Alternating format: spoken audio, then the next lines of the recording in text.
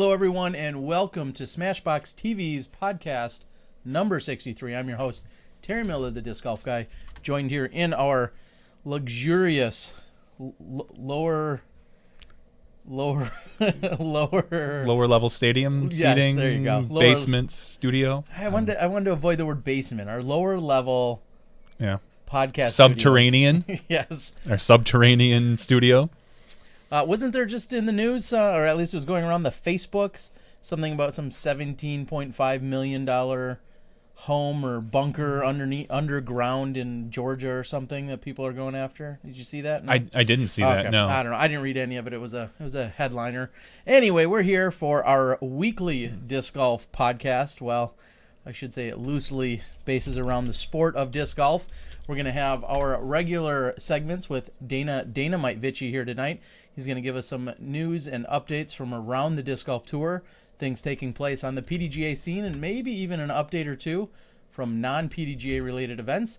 And then shortly after that, we will be welcoming to the show our three-time women's world champion in Valarie Jenkins. Val's going to have some updates, some initiatives. She works very hard both on-season and off-season to push women's disc golf forward, and there's some exciting stuff that's going to take place in 2016 and beyond. And I know just a few weeks ago, Val was out there soliciting pictures for the women's calendar, the women's disc golf calendar, and I think that's a wrap. I think we're going to see that coming out soon as well. So I'm sure she'll be able to give us those updates. So as always, if you're tuned in live, listening to us, watching us, you can go out to YouTube and you can see what's going on now. There's also an interactive chat board. We try to keep up on it, well, at least to some degree, so that people can interact with us. We get questions more often than not. We get a lot of people that chime in giving us clarifications, telling us we were wrong about something we just said. Yeah, that's quite often, actually. So we do appreciate that. That's kind of like our extended brain. So to everyone out there, we appreciate it. And, of course, as soon as we're done, Johnny V here takes the audio version, chops it all up. Well, not too much chopping, but chops off a little bit of it and puts it out there in a podcast. And you can listen to that on iTunes, Stitcher, Pocket, Republic, all these different podcast app things that are out there. I don't know. There's a bunch of them. So anyway, you can do that as well. Please go out, rate us, and make sure you subscribe, download YouTube, listen in, do all those different things. For those of you watching on the stream at home, if you're noticing a couple good. I just got video thinner. things. Yeah, you got thinner. Yes. Basically what we're doing, we ran into some choppiness issues, so I'm just adjusting the camera here real quick on the fly. Oh, well, there you go. Yeah. So anyway. Just ignore that. All right. So if you would please go out and share the link. Let people know that we are live. And again, this is every Tuesday night. We've been pretty routine and regular about this. We've only missed a few Tuesdays, and that was usually due to a special guest that maybe we had later in the week, like when I was out in Vegas a few weeks ago. Or one Tuesday night, we pushed it off a day or so, and you and I traveled down to the Glass Blown Open. And then we made up for that because we gave you an extra podcast that week. We do, and I have a feeling that we're going to be giving people a lot of extra podcasts next year, but we'll probably end up having a few less, maybe towards the end of this year. I could see us between New Year's and Christmas. That could be really a slower time? A slower time for us. Well, that's gonna be perfect timing for the Disc Golf Guy only podcast where finally I kicked Johnny out. So look forward to that. Some sweet action. Some conversations been had out there, mainly by me, about the following up to what we've talked about in the past regarding a podcast-a-thon, a telethon of sorts. Yeah. And I think one thing we should start to do is actually look at a calendar in maybe even December this year, maybe January, but December seems like a logical time where maybe we do our 24 hours of straight podcasting. We're going to team up, have at least one or two charities to benefit or causes. I just had a conversation with Annabelle from the St. Jude Children's Hospital, and I told her that we'd be more than likely benefiting the St. Jude Hospital, Children's Hospital, when we do that. That kind of makes sense, doesn't it? It does. It makes perfect sense. Hopefully it makes dollars and cents. Hey-yo. All right. No. You got Dynamite Vitchy queued up yet, or are you still messing with other things? I don't. I'm still messing with other things. Okay. But should I stall? Is that what we do in the business? No, we don't have to. I'll dial up Dana. Like that's what everyone wants to see. It does. question is, as always, is he shirtless or not? Well, Dana's been going out for a few runs the last few weeks to make sure he's live and kicking. So in just a moment, we're going to be bringing him on here. In the meantime, I'm going to check the board. Yeah, good stuff out there on the board. a lot of people chattering about the different video, messing with it. Well, they're talking about the video lagging a little bit, but also did Eagle beat Paul? Eagle McMahon was playing this weekend where Paul McBeth is. Someone said that Valarie is a great ambassador and representative of disc golf, or for disc golf, and we of course agree.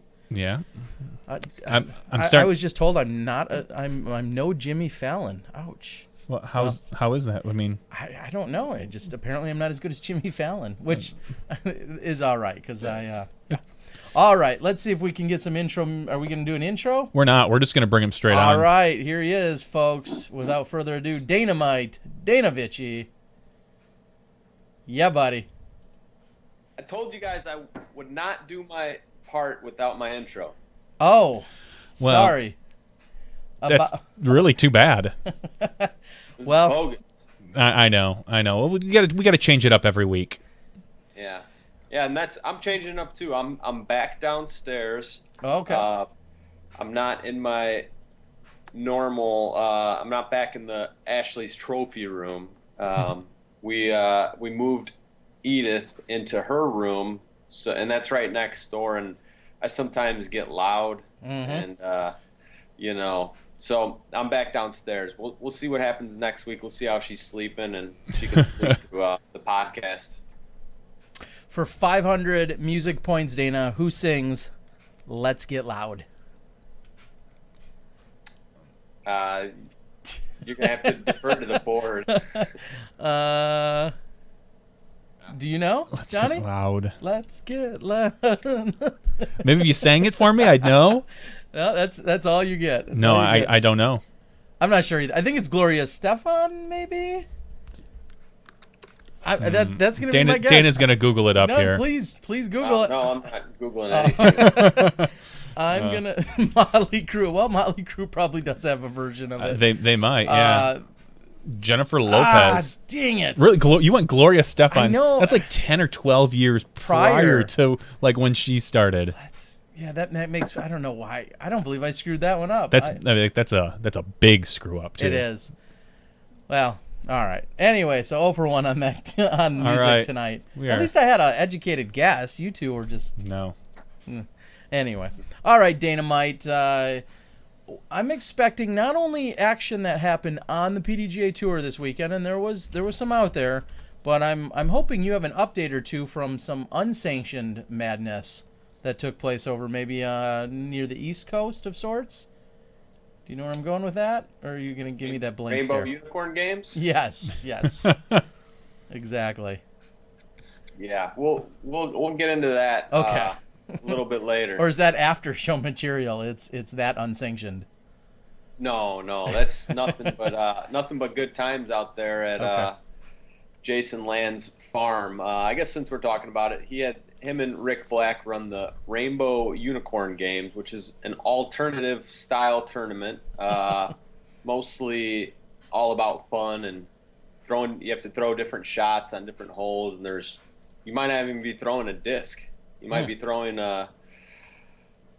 household items, but it sure, from the pictures, it sure looked like a lot of fun, and I did see that they raised quite a bit of money for a good cause. Did you catch that at all, Terry? A little bit of that. I saw that our good friend, not of the show, but our good friend Kale Leviska was our champion, and I had also read that most people, I'd love to call out who didn't, but apparently most people had donated their money back to the cause, and that was for Parkinson's. That I believe Steve. Steve Johnson. Steve Johnson. I had a quick blank there. Steve Johnson, and I know there's been a ton of support and outpouring for Steve and him living with Parkinson's, and just a lot of his good friends. And I'll say this: even if you're not good friends with him, he's an amazing individual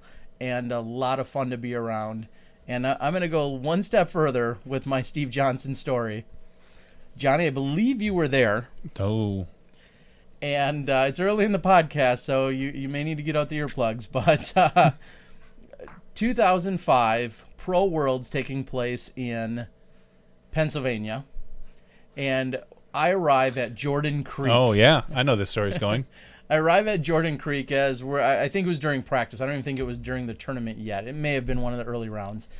And getting out of our car, everybody's getting ready. Jordan Creek is a fun course. You're going to get out and play. Bright and early? Yeah, bright and early. And so I'm guessing it was one of the early tournament days. It might have been the very first round. And from a few cars away, you just hear a holler, a hoot and a holler, that goes something along the lines of, "Worlds, bitches, woohoo!" Yeah, woo! And that became kind of a theme that was yelled throughout the week, and it's just one of those moments. I've played in more than 20 Worlds, or 20 exactly. Yep. And that's one of those moments, one of those lines, as silly as it may be. It stuck with us. It stuck all these years later. That was literally 10 years ago. And that was probably my first introduction to Steve.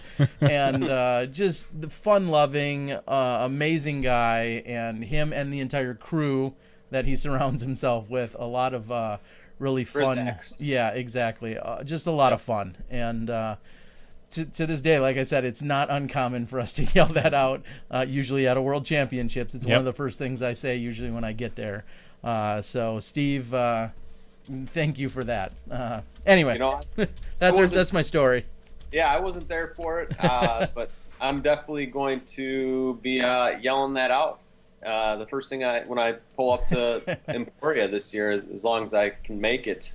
Perfect. Worlds, bitches.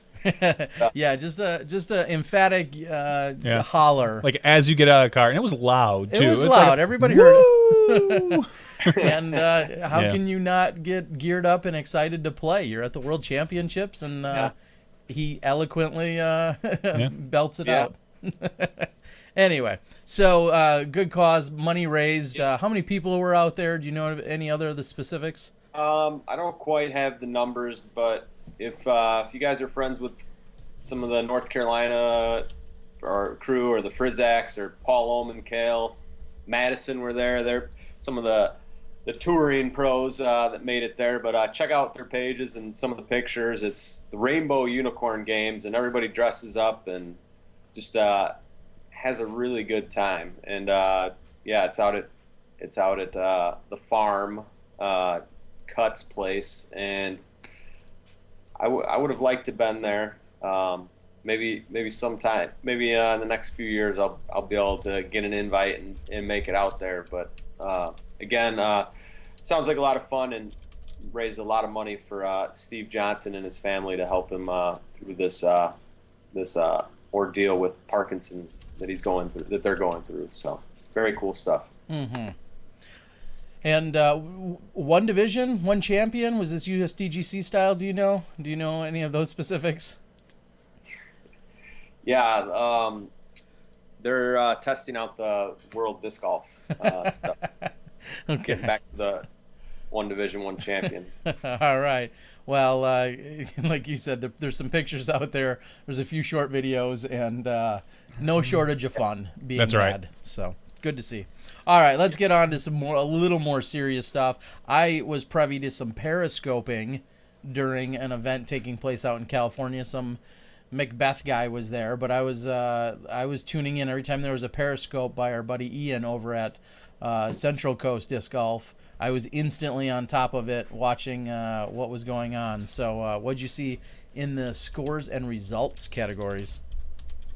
Well, I got to pat myself on the back here before we get going. Okay. If everybody recalls, I ripped on Brady Hanna. I didn't rip on him. I pointed out his not so stellar shooting down in Texas the other day. Yes. And, I gave old Brady a Last Cash Tour and Deuce Squad. I gave him a big hug shout out, and said hopefully you do better at Arizona State this weekend. And he went out there and he was getting his butt kicked after the first round. There was only 2 rounds, but I don't know. That big hug must have got into him on Sunday, and he shot the hot round, nearly coming from down towards last place to nearly first place, but I believe he ended up in 5th place. So congrats to Brady on working your way back up. And I think that's on us. Yeah, Terry. Yeah. I mean, that big hugs, little Smashbox bumps. Yep, Smashbox TV bump. I mean, we're on to something there. There's no doubt about it. Yeah. So moving on to results from this weekend. Can either of you guess who has currently won 3 tournaments in a row in the Open division? Technically, maybe Paul McBeth. Nope. No. He got 2nd place at the Hall of Fame Classic.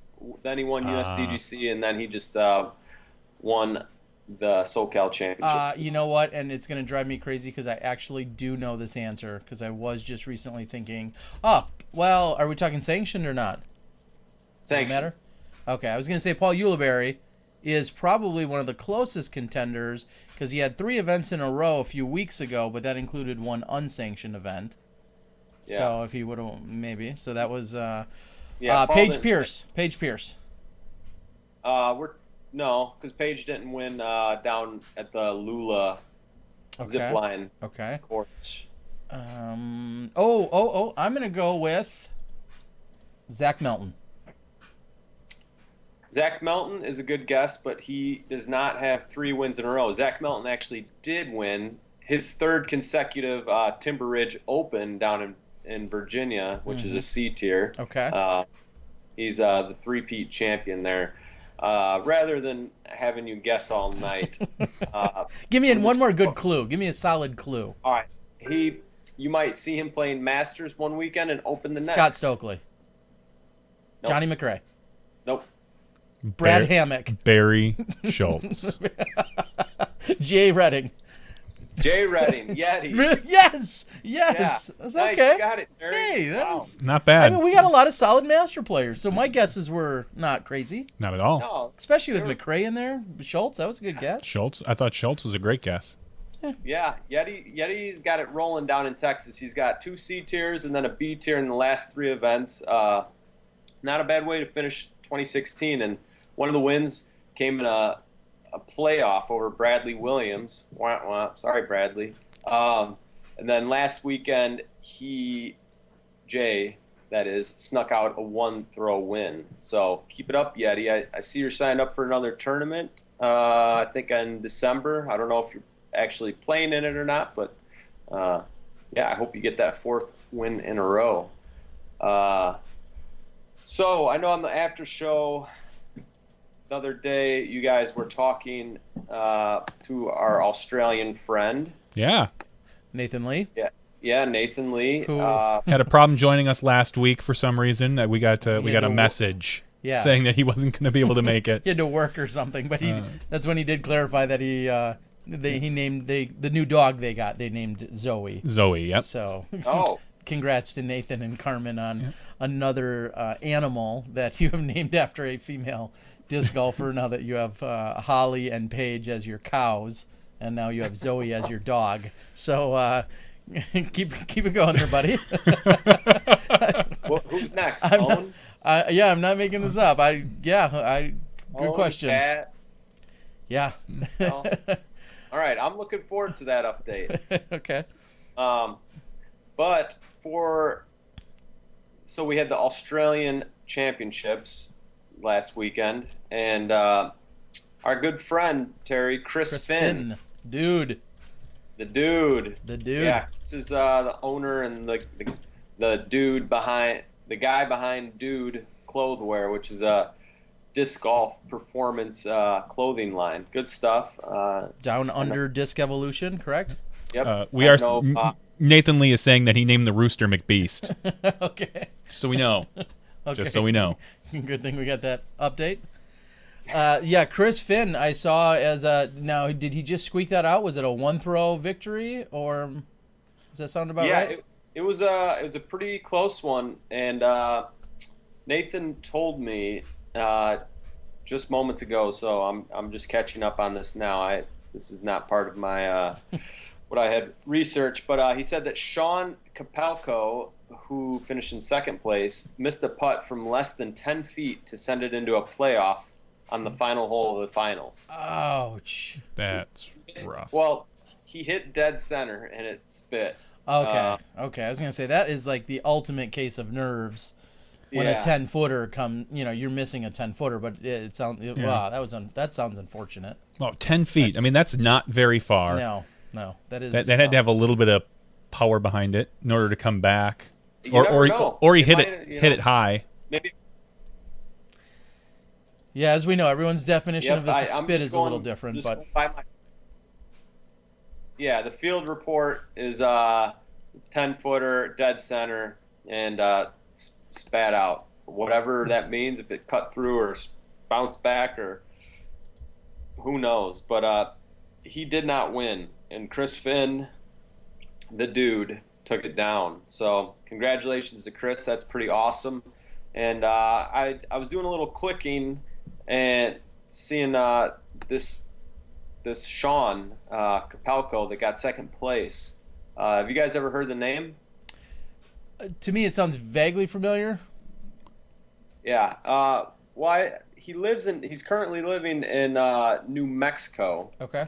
And I was like, oh, that's cool. He took off and went and played down in Australia. But this is his third trip to Australia this year. What? That's Third.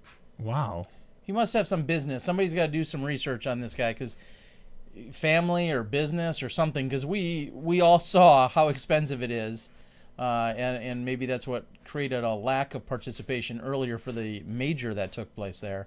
So he must have some kind of business or other tie-in, or he's just rich beyond all means, but he must have a tie-in. Okay, yeah. That's what I was thinking, and I looked for the past few years, and he's been going down at least once, maybe twice a year for the past 2 or 3 years. So pretty cool. But I figured you guys would have picked up on his name. It looks like he's the person behind the disc golf board game. Did you guys catch that? I saw a thread, I believe it was on Reddit, about, or maybe it was Disc Golf Course Review yesterday, I want to say. I didn't dig too far into it, but I saw some guy say, hey, my buddy's making a disc golf board game. So, and I didn't really dig too much deeper into it. Yeah, I believe that he is involved in that. Actually, it's originated in 2014 by PDGA disc golfers Rick Capalco and Sean Capalco. So it looks like a father-son combo. And they just released it at the Australian National Disc Golf Championship. So it should be available for purchase in the USA sometime in January. So that'll be it's kind of cool. I'm just now clicking on this. I did a bad job researching. Or possibly available soon here on Smashbox TV for review, Chris. Just saying. Yeah. Well, it's a great time for releasing board games and card games, because they're extremely popular, right now in general in this time of our history, but coming up on Christmas, of course. So Yeah. And just in time for our podcast-a-thon, because what more would people want than to tune into us playing a board game for 2 consecutive hours, just nothing but playing board games. we could do it while we podcast, just like, oh, your turn. Yeah. Speak with our guests. I'm just saying there is an obvious product plug right there for us to be playing your board game during our 24-hour marathon. So anyway. I mean, I should probably just get one for even talking about it. I don't know. I mean, Hashtag Disc Golf Rich, Dana. You got it, buddy. that's I'd like right. to send a huge shout out. I know she's a smashy. She had performed well in previous weeks, the previous weekend. Cassie Sweeten. Again, I met her 2008 Japan Open, and a lot of fun to be around. She took down the advanced women's field. So I'm not sure how many different people you were going to cover, but I wanted to send a shout out because she does support us and the show and the Disc Golf Guy Nice. video blog. So again, congrats, Cassie. Nice.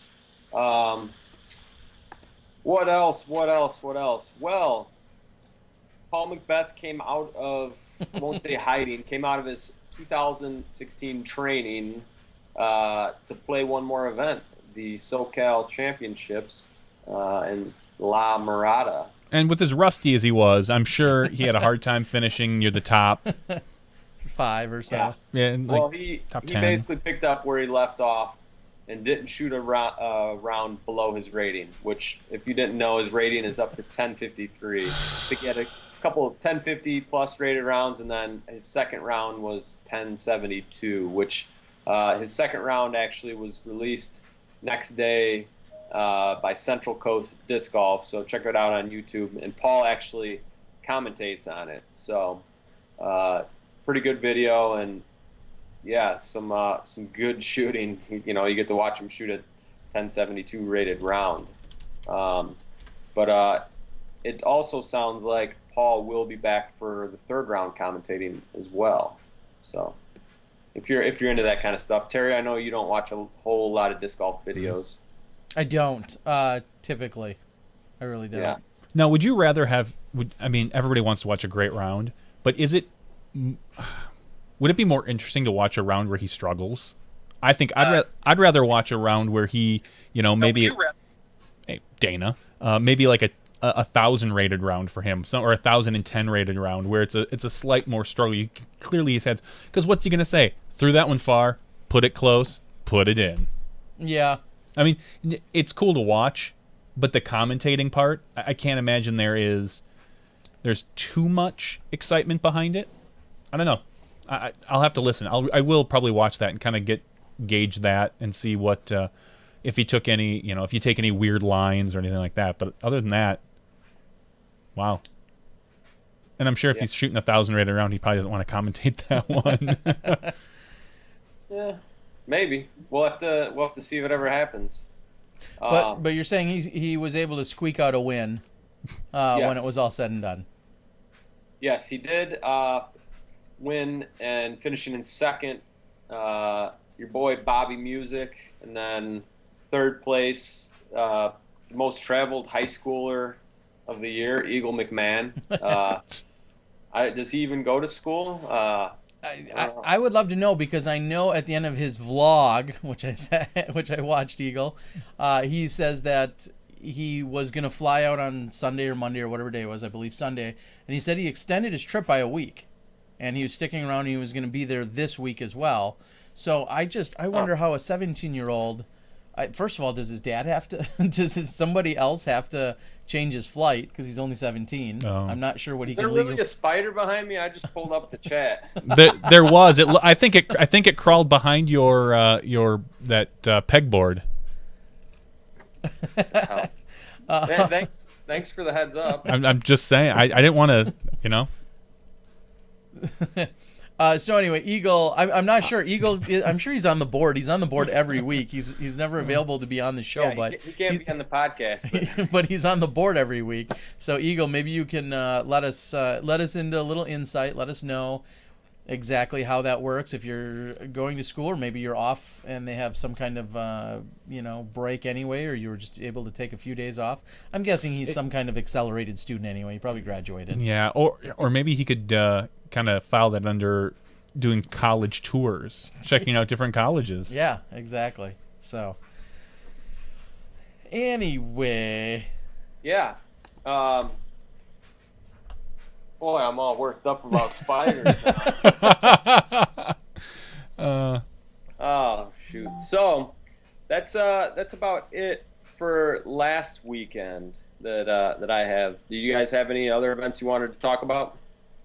I didn't have anything in particular. I feel like the Rainbow Unicorn Games, as I saw filling up my Facebook feed, that definitely was something to report on. And then obviously, Paul was very, very adamant in telling people that he wasn't planning on playing any other events this year. You know, he's going to focus on next year and all sorts of other things. But, you know, he's kind of in his backyard, being back on the West Coast. And as he said, things kind of fell into place, and he went out and competed and won. But I think those were two of the bigger stories, and of course a little bit of action from Australia. So I feel like we got things covered. Okay. Well, cool. I'm gonna move on to something else. It's a bit of a hot topic right now. No, I'm not gonna go off about something. Uh, Okay. but what do these names have in common? Oh, I already know Will, the answer. Will Schustrick, Ricky Wysocki, Paul McBeth, Michael Johansson, Nate Doss, Paul Ulibarri, Avery Jenkins, Nicola Castro, Nate Doss, and Ken Climo. Yes, I said Nate Doss twice. Those are 10 names. Actually, 9 names. One of them I said twice. Most of them have performed well or won the USDGC. Most of them. Okay, but that's not all of them. Okay, no, it's not. Oh, so what do they all have in common? They all have in common they were winning the world championships after 4 rounds. What? After 4 rounds? Why does that matter, Dana? Well, the PDGA has announced that the world championships are going to be moving to a 4-round format for the men's open and the women's open division. And so I'm sorry, what'd you say? you heard what I said, Johnny. Wow, You it heard sounds what I like said. it sounds like there's officially some dissension. Would that be the I word? think it's a bad idea. I think it's dumb. Wow. They don't sponsor our podcast, do they? Nope. No, okay. Or our broadcasts. So Ooh, whoa. Johnny, so Dana, as you said, they moved to a 4-round. That's Yes. they're splitting it off. First of all, let's get that out in the air and make this crystal clear. What they're doing is they are splitting off the professional women, the open women's division and the open men's division are going to be at a separate world championships week or venue than all of the age protected divisions. What has been some of the reason for that? Well, one of the reasons a number of the elite players have had issues getting signed up for the world championships in time. And they noted this, that to run an elite event with all the best players in the world, you want the best players in the world there. So they are open. This will in fact open up more spots for more players to play in, and in return, hopefully make it easier for some of those top players to get in. And that's a whole nother can of worms that I don't really want to get in. Is signing up for tournaments on time, but Yeah, because our best players haven't had a problem with time of. Well, okay, you're right. Let's not get into it. Let's not get into that. I'll clarify. I mean, there were a lot of things announced this week.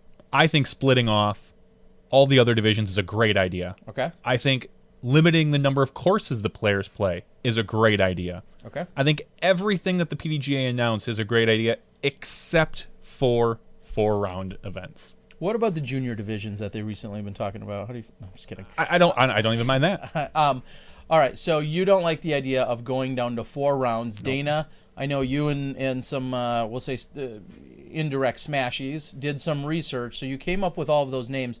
Those 10 names, of those 10, how many then went on to claim that title? They were leading after 4 rounds. How many of them went on to claim a title that specific year? Not a whole lot of them. Let's see, Nate Doss, Ken Climo, Avery Jenkins, Paul McBeth.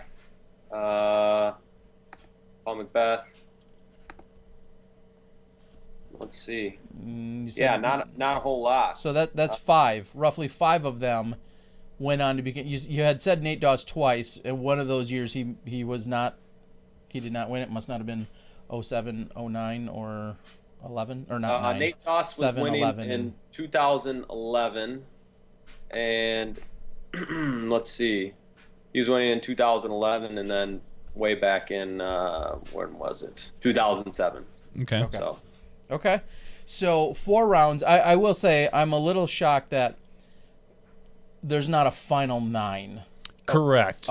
Because that's one of the few times, and maybe I'm old school, maybe it's just kind of a tradition thing, and I know sometimes final 9s seem like there's always chaos as to exactly when they're going to start, and are they going to be happening? Are the open men going to be teeing while the open women are still out there? Yep. Some of those timing issues, but the final 9 is just that. It's the chance to really showcase, because no one else is playing except for those 4 people in that division. Oh, yeah. No one else is playing. And I forgot to add, boo, no final 9s.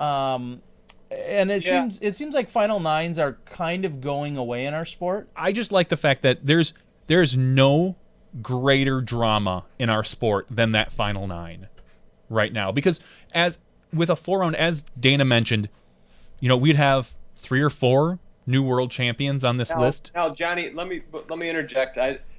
They're all those names that were winning after 4 rounds, and all the winners, they knew they were playing an event that had 6, 7 rounds and final 9. So it's a different, obviously different game. But what we're going to see is, like with the national tours, yes, Paul McBeth is going to win majority of them, but we also have, the Jeremy Colin getting hot. We have Michael Johansson getting hot. Who else won national tours this year? So it's going to open the door to, it might open the door to me. What if I get hot? Yeah, and don't miss it for 4 rounds. And then if that's the way it's going to be, fine, I understand. I just don't like it. I kind of like Worlds being a little bit more of a marathon compared to our other national tours and majors. I mean, you're determining what, in theory, is our grandest, highest, I won't say highest ranking, but it's the most prestigious event, supposedly. The World Championships. You are the World Championship. You're not the USDGC Championship, which is great. You're not the European Open Champion, which is great. You are the World Champion. And I just think that, and again, this is me being a little more old school, I would like to see there be, now if I had it my way, 6 rounds, you cut down to 54 after 4 rounds. Just cut everybody else. You got your 4 rounds, you're not winning. Goodbye. And then just have a final round and then have 18 holes. Two more rounds. You cut down after 4, still play 6. Okay. Or play 5 in a final 9. I guess. I would love to see a true cut at Worlds after 4 rounds. If you're going to... Again, this is just something that I thought about a couple days ago when I heard about this. I was thinking, 4 rounds, it's... Not that it doesn't filter out, but 6 rounds truly, or 5.5, or whatever it is, really does filter out even that much more. As Chuck Kennedy and others and the ratings and such will generally tell you, you're not likely to get hot for 6 rounds. You might get hot for 1 or 2 or 3. Yeah. You're not going to get hot for 6 rounds. And as you're saying, you've truly filtered at that point. It's...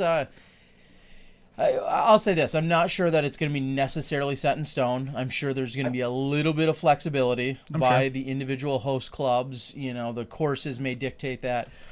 Visitors and convention bureaus may somewhat dictate as to, if somebody could be there on an extra day or during a weekend or whatever.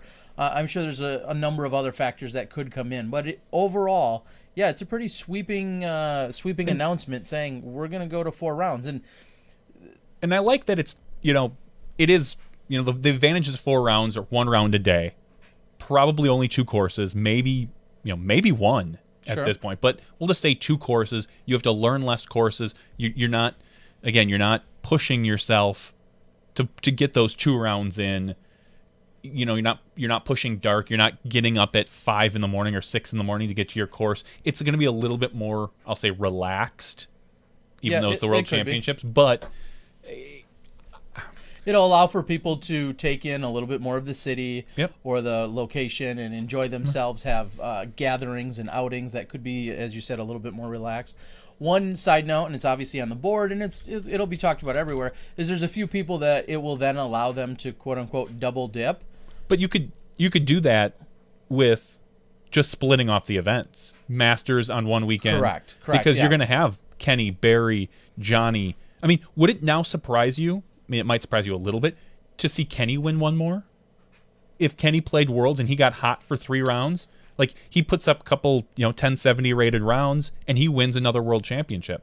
I think it certainly It opens the door. It does. It makes his case a little bit more plausible, dare I say. You know, Sure. we all know Kenny could go out and shoot 4 rounds of 1065, 1070 golf or whatever. Yeah, I think it gives him another shot. Now, I'll say, by splitting the weekends and splitting and breaking off the divisions, that's just like a fortunate byproduct that came of it. I'm hoping there was no real intent for us to worry about or cater to those handful of guys that are in a position. No, and some of those guys may not even care. Kenny may say, depending on which one's first, Kenny may say, or a Barry or even a Johnny or whomever, they all may say, well, I'm really going to focus on one or the other. Agreed. They may not want to go through that grind. I guess it's probably going to depend on location. They could say, well, the mat, there's a lot of things that will factor into it. So I will be interested to see how our top Masters age players play it out. Johnny McRae, I think, is your leading contender, though, as someone who will be playing in both. Barry now, too, the way Barry's been playing. And possibly Barry, but Barry's not really traveling or caring about worlds. Yeah, Barry's not a traveler. Yeah, as much anymore. So, yes, it'll be very interesting to see.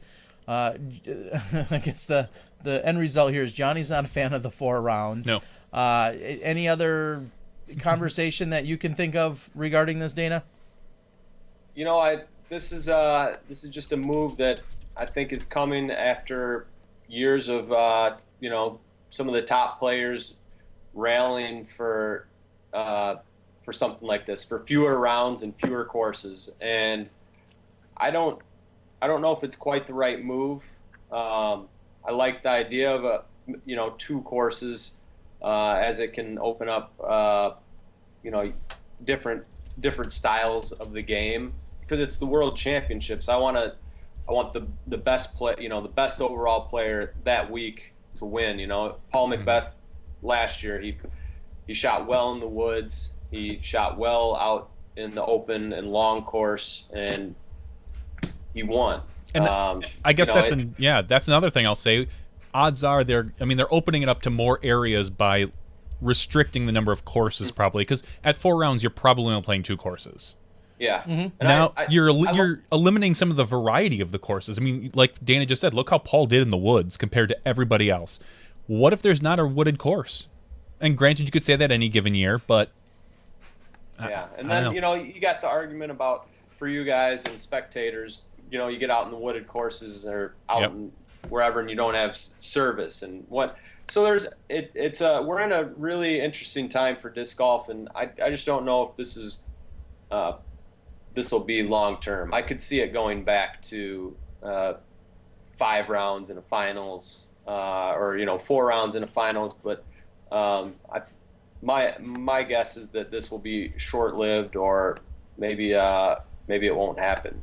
Well, and my biggest concern is, I guess, more media related. Thinking about it, at 4 rounds, things are probably pretty tight. And granted, things are tight usually up until the end, for the most part, with those top 4 guys.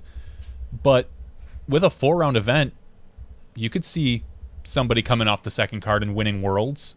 It just doesn't seem right. Like, the media is probably going to focus on the first card, and now suddenly you've got someone on the second card who shoots outrageous, who drops an 1105 rated round, and he wins Worlds. No one saw it because there's no finals, because there wasn't media coverage, because we're not big enough to have media coverage probably on a majority of these cards. In theory, you could have someone come off third card. We didn't have 2 camera coverage on the lead card. We had 1 camera. Yeah. It's a step.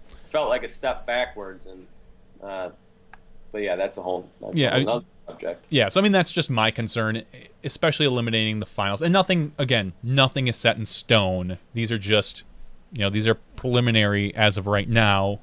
In 2017, 2017 is when this is going to start rolling out. So things could change, but that's kind of how I feel about it.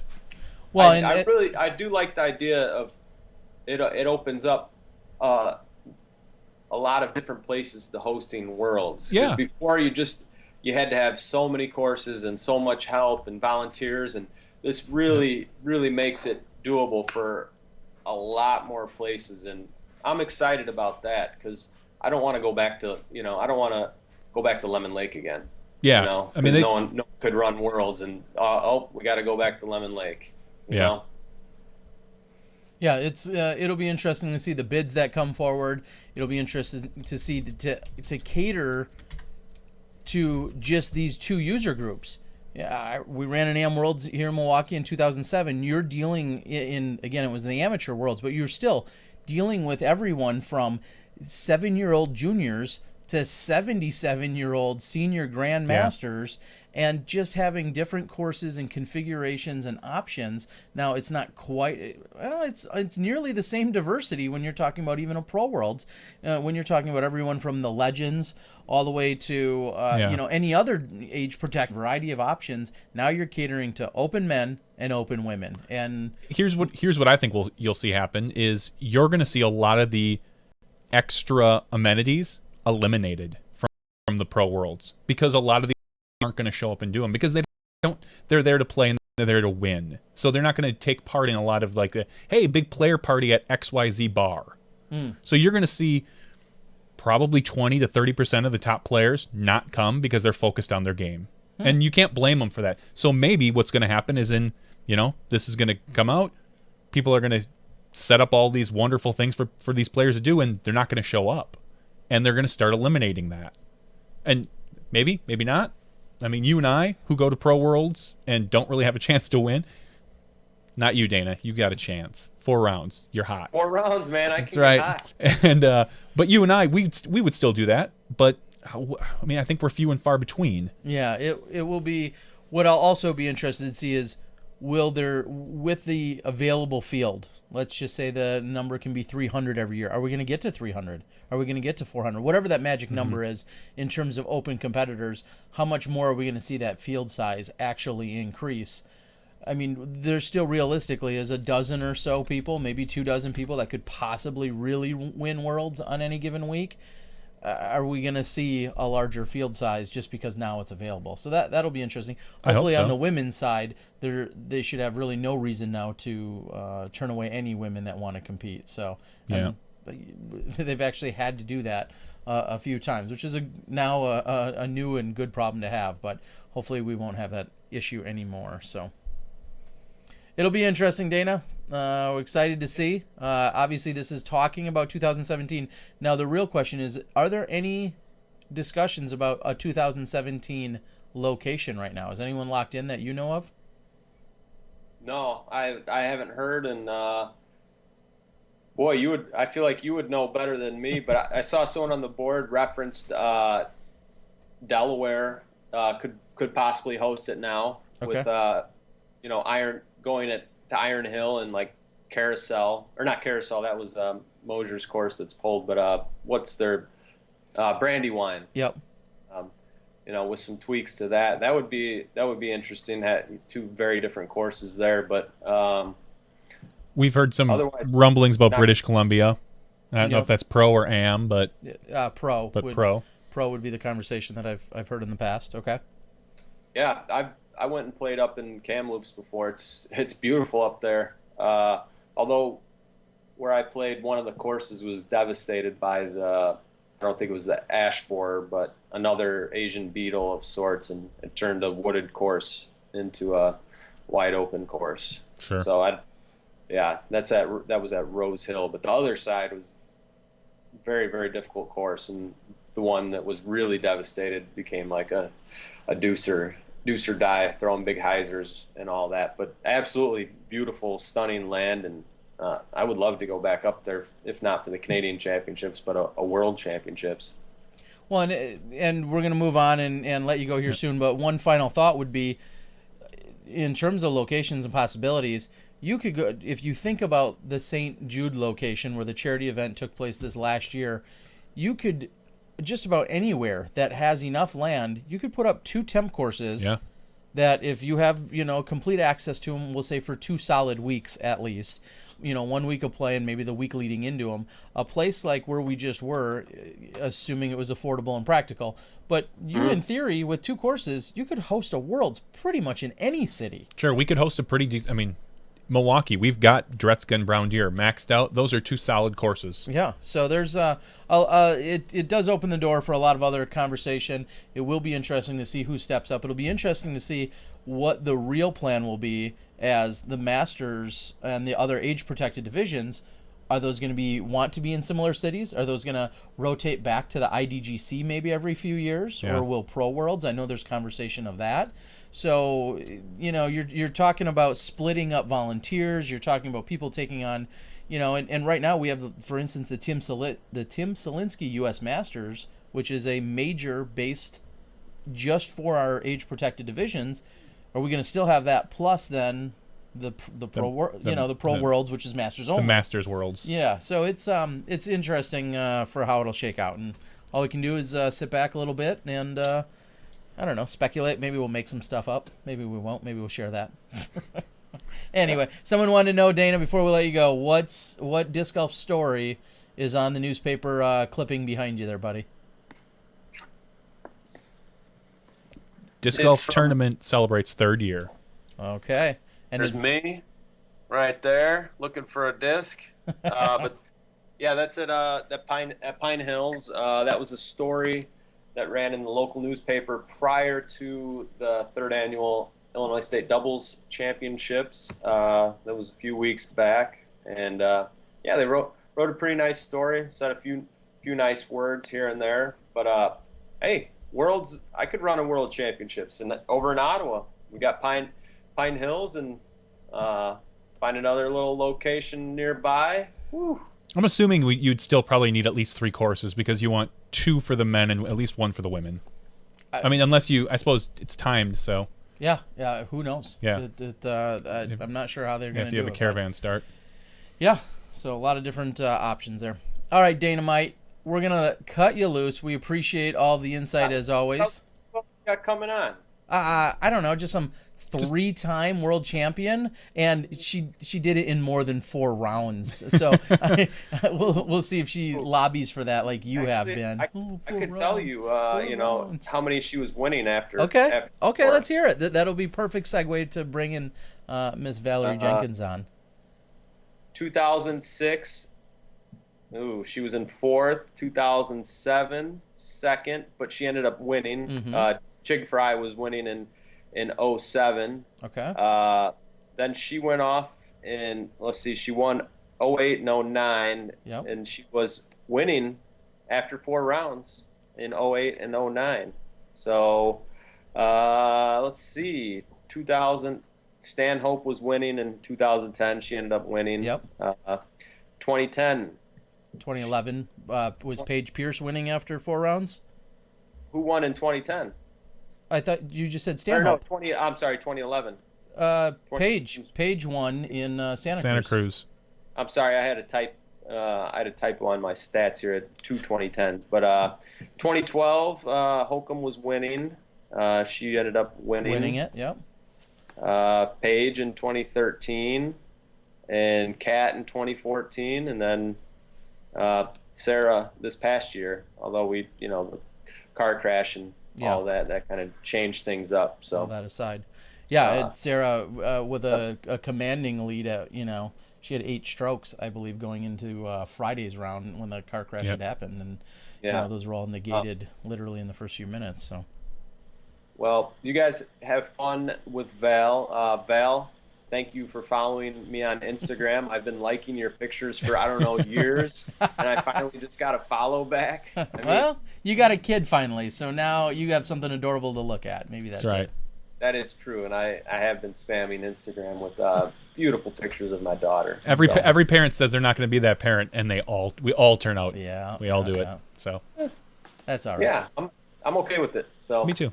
Just keep your kids off it. All right, buddy. Have a great night. See ya. Thanks, Dana.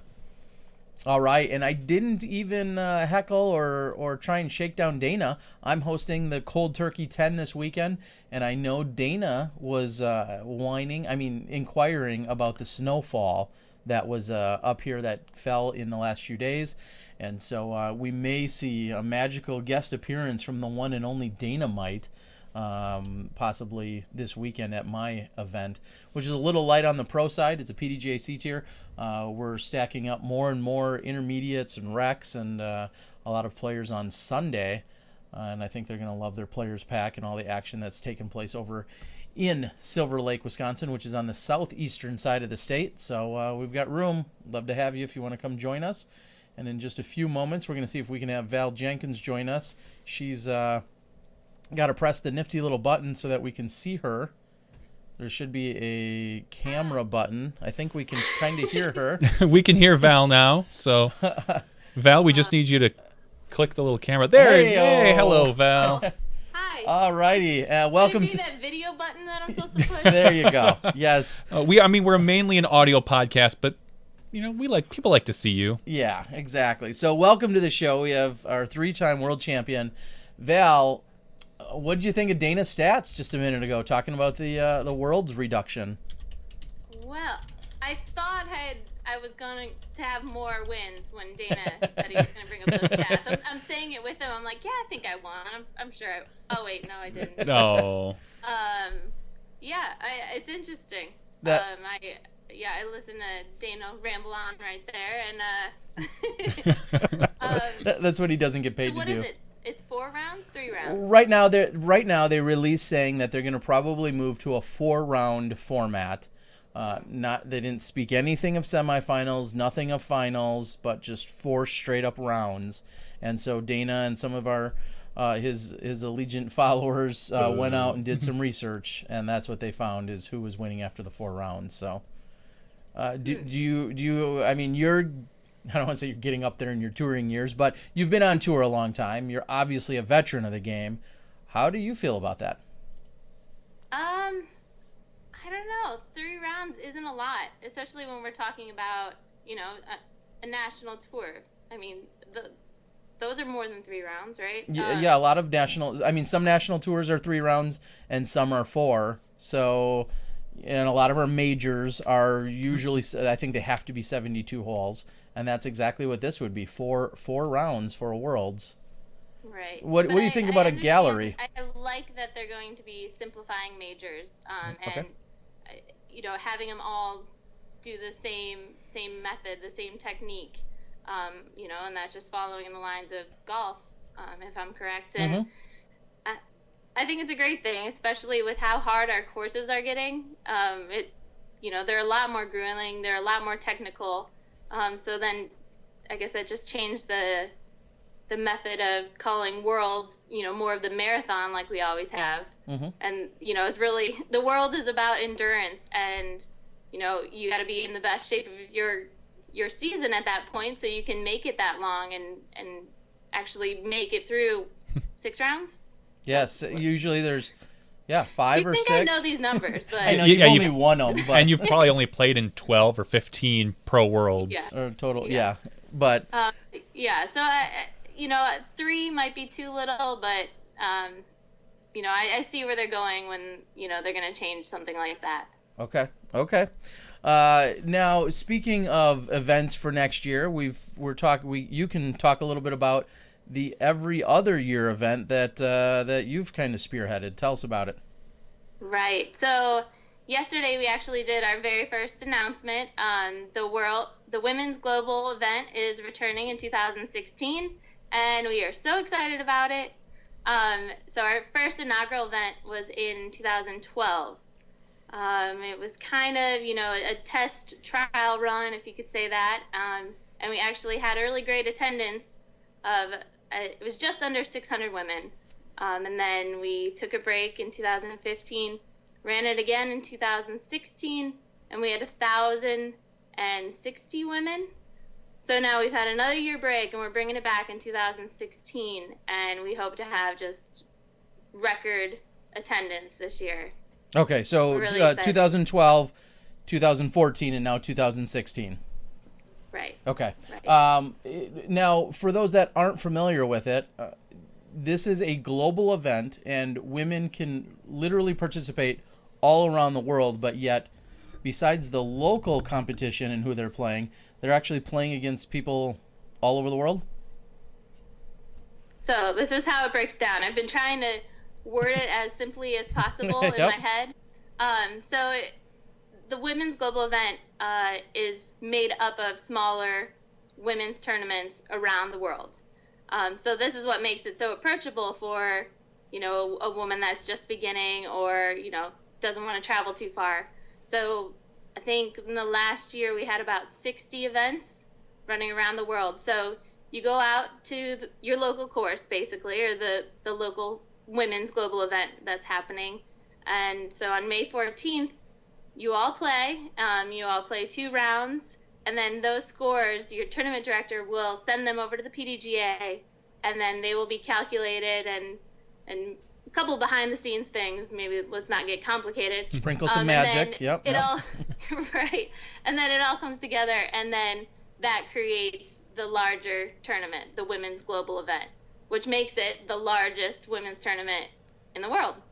So I don't know if this is a perfect analogy, but one that might be a little bit relatable is, imagine everyone's playing in a satellite poker tournament all around the world, and you're playing all these individual satellite events, but maybe the person with the most chips at each of those satellite events are competing in an overall event that's also taking place at the same time. I guess if there's an analogy, that might be kind of what's going on out there. And they do it by ratings, which we all know there's some challenges only in the fact that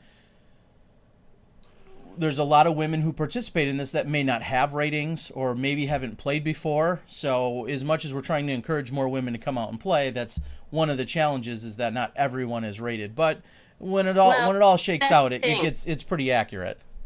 So that's up to the tournament director to gather the propagators. Yep.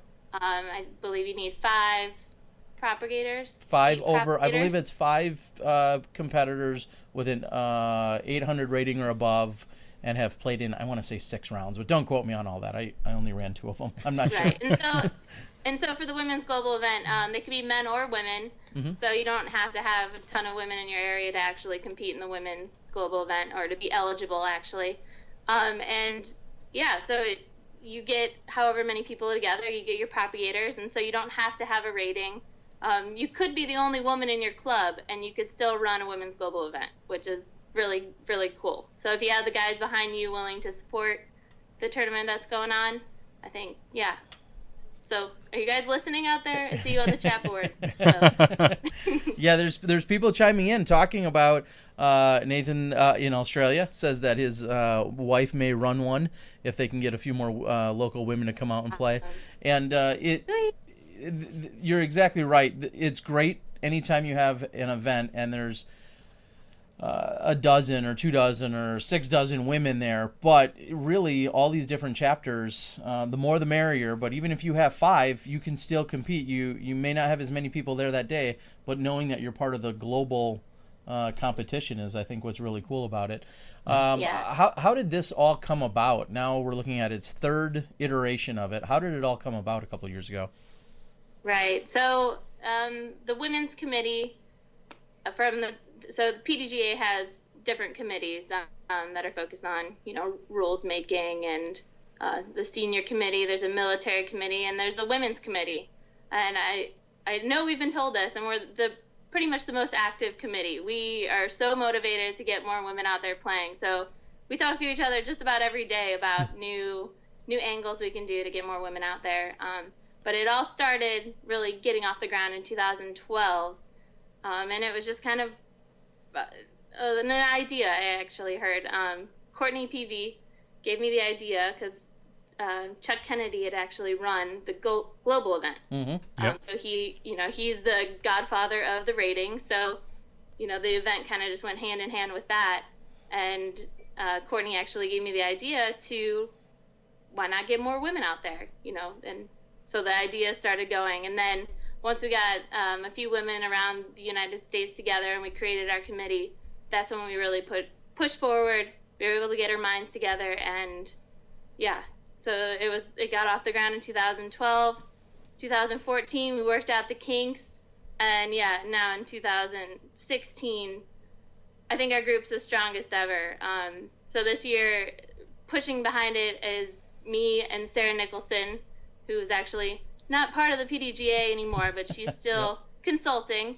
And I mean, she knows so much about, how the whole operation runs, and so motivated about women's disc golf. And then the whole PDGA staff, they're completely behind getting more women to play. And so, yeah, we've got Andrew Sweeten, Media Marty, we've got Steve Gans working on the website. So, yeah, we've got great support, and I think this year is going to be insane. It's going to be awesome. And I wanted to give some props and accolades.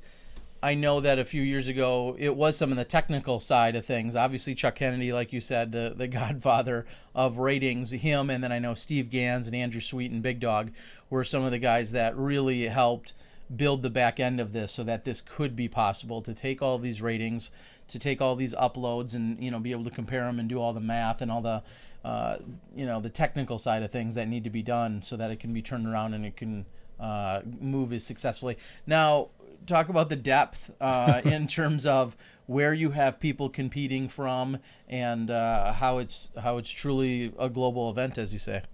Yeah, let me see here.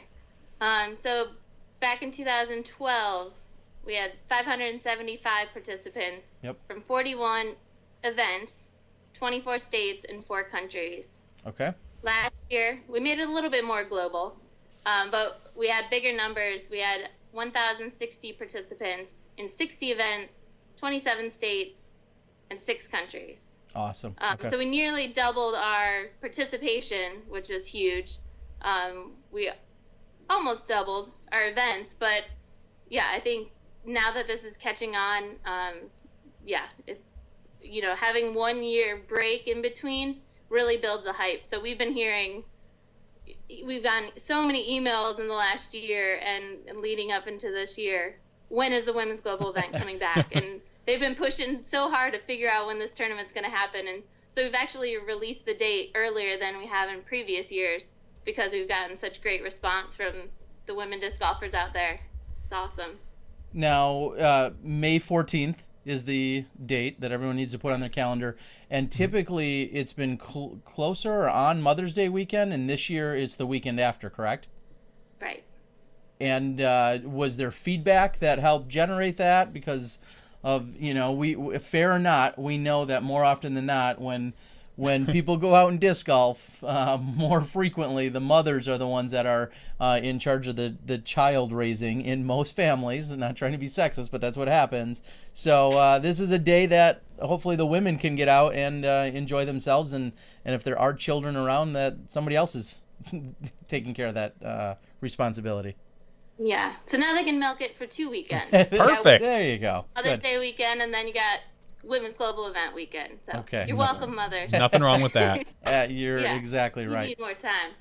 No, that's awesome to hear. Now, even on we have a relatively, like a lot of states, we have a relatively small women's field in disc golf, although it's growing thanks to people like Jenny Sanfilippo and the dolls and everything they're doing. But in 2012, I had 16 women at the global event that I put on. Mm-hmm. And then in 2014, we had 39. So a little more than double. Nice. And, not record-breaking by any means, but, that was more than double the participation. So it's definitely growing, and I know people are already talking about it. Now, one of the clarifications that I think that's certainly worth making is that a women's global event can already coincide and be part of another event that maybe is going on that weekend, or a different women's only tournament that you're doing, or whatever. You want to explain that? Do you want to elaborate any more than that, I guess, or not? Is that kind of... I think you explained it pretty good. Okay. So so exactly. So if you're running a tournament on May 14th already, I guess the whole criteria to meet with the women's global event, you would have to have the women playing 2 rounds that day on the same layout. And then those rounds, you'd enter them as usual for your tournament, and then they'd be pulled over by Steve Gans and the office staff. And then, so then a regular women's global event, it's going to run like a regular tournament, and all their scores are going to go over there to the main global site. Yeah, and I think if you have any questions, and I'm probably skipping a few things, everything's going to be up on pdga.com/women.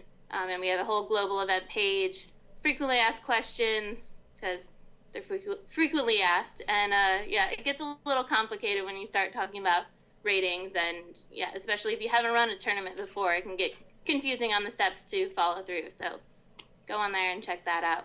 Yeah, and I think that's one reason why I wanted to clarify so much is it may sound daunting. Oh, I've got to organize women. I got to organize a tournament. I just want to go out and play, or I just want to participate. That really, if you could just be the nudge to someone that, like you said, is already running a tournament, piggyback onto another event and just have them follow a few of the really basic guidelines, and everybody can win in that sense as well. So that's a good way to do it. There's some chatter on the board. Do you know which state had the biggest? We'll just say in 2014 had the biggest turnout. Let me guess. I would guess Oregon. Okay. Oh, wow. Okay.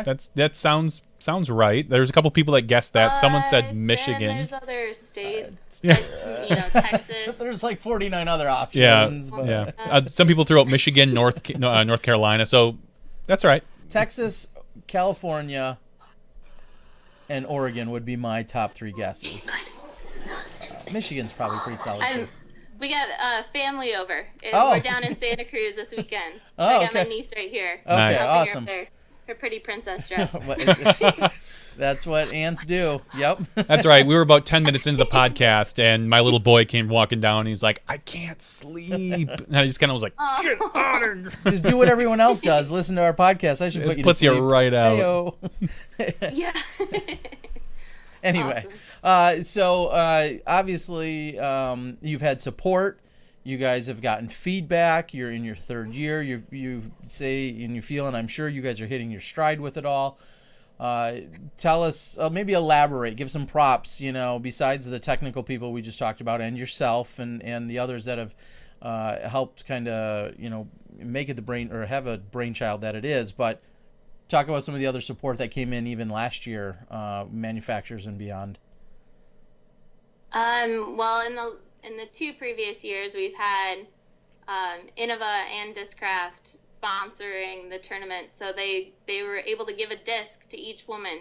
Okay. So the players packs have been a huge draw, and so in the first year, I believe we provided players packs for the first 500, and then it ended up being we're providing players packs for everybody. So that got a really huge stride, a lot of participation at the real close to the event, because they're like, yeah, I'll sign up for a $10 tournament for a free bag, a couple of discs. Yeah, $50 player pack worth of stuff.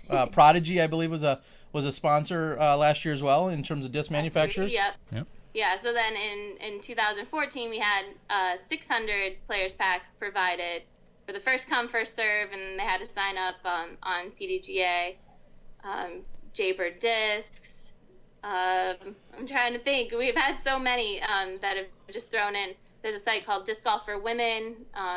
They threw in some stickers. It's a cool site. Maybe you want to check it out. And of course, I mean, the PDGA they're a huge sponsor behind the scenes, even though there's nothing in the players packs, because they provide the shipping for all the players packs to go out to the 60 events that happen around the whole world. So, yeah, it's just incredible. So with that, we've been talking about numbers and trying to figure out how many players packs we're going to provide for this upcoming year. And we definitely want to up the number. We grew 500 to 600. So we'll see. We're still talking to the ladies on the committee. And it really comes down to who wants to step up, who wants to get their product into women disc golfers' hands around the world. So, we want to say a number, but we don't want to say it without knowing that there's somebody willing to step up. And what is Smashbox? Is that? Oh, come on! No, I was just digging around, and I was just wondering. Thanks to our good friend Miles over at Paragon Disc Golf, I got a recent order of some items. One of which includes our small Smashbox bar stamp sticker, which I think is beautiful. I was thinking we should be talking to Miles, because a Smashbox big hug sticker, I think, should somehow get incorporated into that. And then a huge sponsor in the last couple of years too. Yes, but, exactly. I mean, hashtag big hug. Yeah, I mean, come on. And then what we'll have to do, Val, we'll have to talk here soon. You're going to have to come up with some way Smashbox can give away It wasn't even intentionally pink. I grabbed the first putter off of the top of my Smashbox disc, and we've yet to give any away. And it's a gorgeous color. It's numbered 17 Nice. out of 17 out of 25 out of DX AVRs that I got. And you start thinking about a clever way that we can give this out, ideally to a woman maybe that's listening in on the show tonight. Let's find a way to give this away soon. Before the end of the show, we'll give this away. This is one of the 2 designs that we've had done. This is, again, an AVR DX AVR that Innova helped us out with. So anyway, we'll let's find some creative way to do it. So what I wanted to touch on real quickly, you talked about Disc Golf for Women, a great website and a great resource. Great person and people behind working on that. I know that's you. But also out on Facebook, there's a tremendous resource. You want to talk a little bit about the group that's out there and what people can find? Yeah. So if you haven't checked it out yet, I run a website called discgolfforwomen.com. It's the number 4. And, I wanted to start it because at that time when I created it in 2011, there wasn't much talk about women's disc golf. There wasn't a place for women to go and find information on a women's throw, or a place to go about just women's events in general, and women's articles and videos and, the whole thing. So I wanted to create a place for everything women's disc golf for women. And the biggest part of that whole thing, I created all the social media behind that. And, once I got to the Facebook group, it took a little bit to get the conversation started. But within the first couple of months, there were women all around the world chiming in, their concerns, their questions. And then the best part of it is, I didn't have to maintain it. Other women are answering the questions and giving their feedback. And so I think that's just been a huge resource for so many women out there. I know so many times I'll go on there and, a woman will be asking about what kind of disc should I be throwing? And within 10 minutes, there's just a list of answers. Or, one woman's complaining about, maybe not getting enough support at her local league or her local tournament. And then there's women just to give her encouraging words or, whatever it may be, just to keep her playing. And so, yeah, the Facebook side of things is it's so awesome. All the women on there are just incredible and super supportive. So if you haven't checked that out, I think that's a huge thing. And we're always posting, especially this time of year, there's a lot of, jewelry and clothing and, yeah, of course, discs for women. So if you're looking for something to buy for Christmas, yeah, check it out. And, of course, just in general, disc golf advice, it's welcome to all ladies out there. Yeah, and guys. And it's such a great, and well, Yeah. A, it's a great on there. resource, and 2, I was going to say, it's great because maybe a husband or a boyfriend or whomever, A father can get great information out there too, where they're like, well, how can I get some information that would really be applicable that they can maybe present in a slightly different way if they've learned about it, through the group or whatever. So I just think there's so many, great avenues and ways to approach it. So definitely a good place for people to be. What do you see as a trend, or maybe as a positive trending thing in women's disc golf? What are you seeing happen over the last year or 2 or a couple years, or what you'd like to see continue to trend? Is there anything specific, whether it's just the amount of players or amount of divisions or anything like that? Is there anything that jumps out at you? Women's tournaments. Okay. I was just talking about it today. Back in 2012, I think there were, around 10 women's tournaments going on. This year we had about 50. Yeah. And Yeah. and that's just a matter of a couple years. And I think it really blossoms from people that are willing to run women's leagues. So they're running these women's leagues, which are competitive, but they're more friendly and educational and great for beginners. So they're running these leagues, and then, as you play more and you do get more competitive, they're leading into running women's only tournaments. And so that's why more of them keep popping up around the world. And yeah, I think that's huge. And I try every year to fit in at least 2 or 3 women's tournaments, because I wish I could play more, but there's other, the major tournaments and bigger money out there that I gotta, I play for a career. But the women's tournaments are huge, and they are actually paying out pretty big too. The Rocky Mountain Women's Tournament, thousands of dollars. I mean, for the first couple, I think the top 3 got $1,000. And yeah, I think women's tournaments they're so much fun. Women are just so excited to be out there. They know that they're the ones that are getting highlighted for the day. They don't have to worry about being embarrassed. They're out there with their friends and supportive people. And yeah, they're a blast. And so if you haven't played a tournament, or if you haven't played a women's tournament, you need to find the nearest women's tournament to you, and you'll be hooked after that, I swear. Well, and speaking to the Rocky Mountain Women's event, with what Doug and Ray and those guys have done out there, it's one of the, as they were leaving and telling everyone, they said, we're taking next year off. They're now on an every other year basis, and they put on one of the best events, women's events in the country. Some would argue it is the single best event, but they're doing it every other year because, as they said, they want you to participate in your local women's global event in the years that they're not happening. So they're encouraging it. They want people to go out and find your local chapter, and then that gives them a break so that again, every other year they can come back, re-energize, recharge, and put on the great event that they do. Name a few of the hotbeds. I mean, I know I can think of a couple of them, but when you're talking about really concentrated women's efforts to promote disc golf, is there a few hotbeds that stick out for you, Val? Yeah, for sure. I mean, right in our backyard in Portland, those ladies are running an incredible thing. They run the Chick Flick, which is the largest women's tournament going on, when, of course, the women's global event isn't. But every year they've been getting 100 women at a time. So on Saturday they do clinics, which is, an introduction for a lot of the beginners, and then they run a tournament on Sunday. So Oregon, huge. Those ladies have a great women's league too. So they get together every month. And then, of course, down in Texas, those women have been running the Texas Women's Championship for I don't know how many years now. But that was, kind of one of the originals. And yeah, so that's around, I think it travels, but mostly in Austin, Round Rock area. And then, of course, up in the Mitten, Michigan disc golf is, abundant. They have so many tournaments, but I think it's going on their 3rd year running, but the Michigan Women's Series.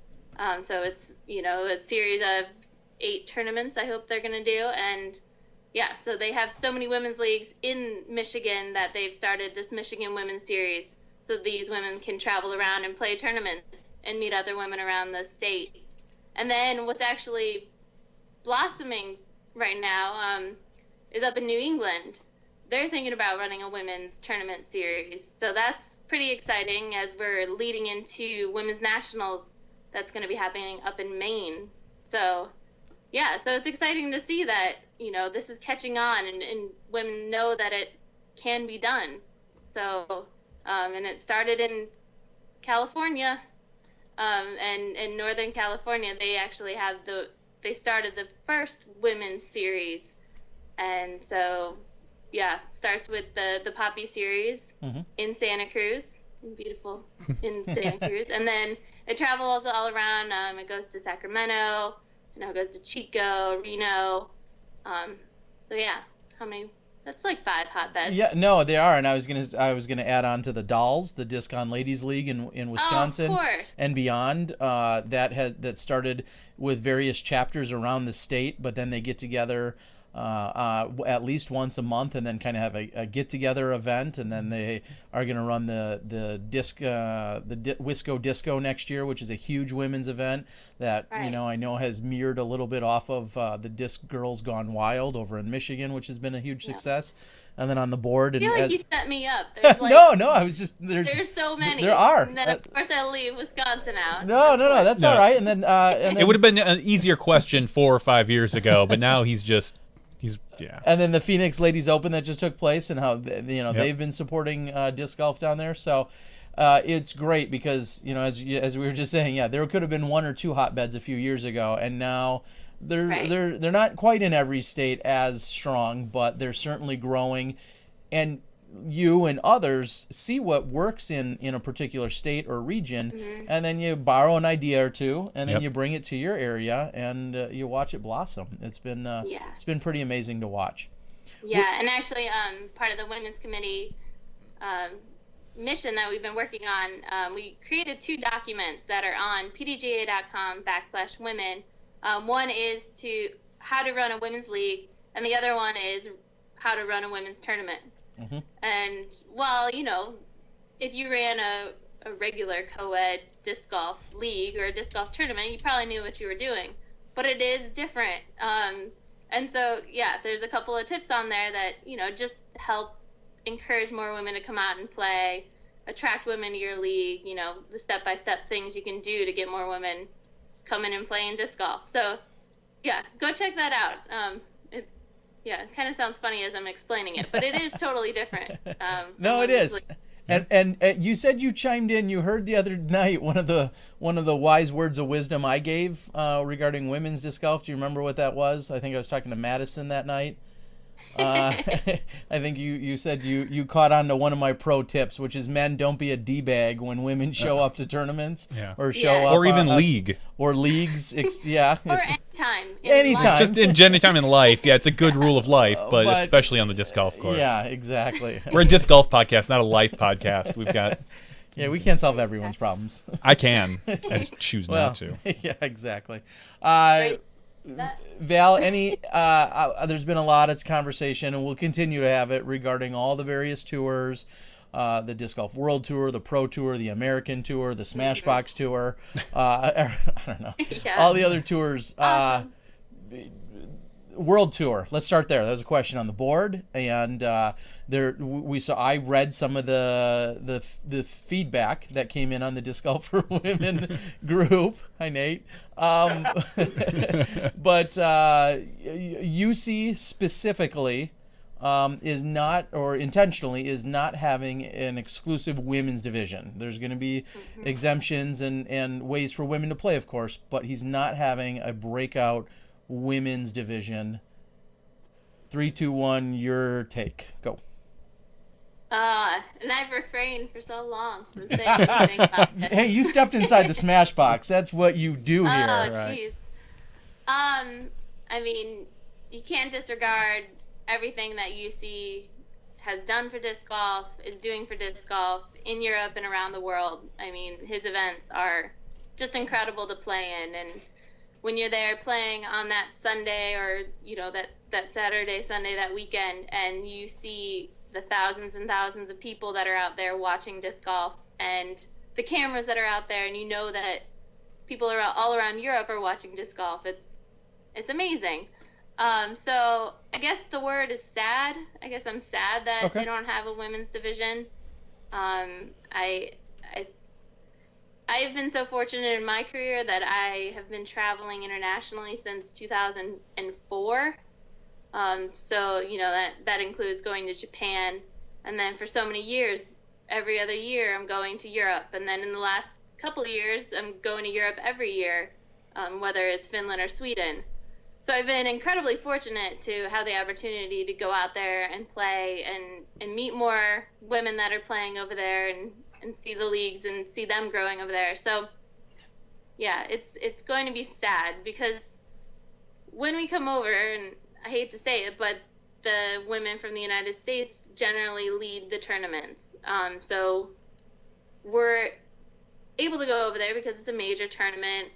We know we're going to make a good payout when we go over there. So, when we travel over there, we hope to show the best of the sport from the women's side. And so it's sad that people in the future won't be able to see women playing. They're going to see it as a men-only tournament.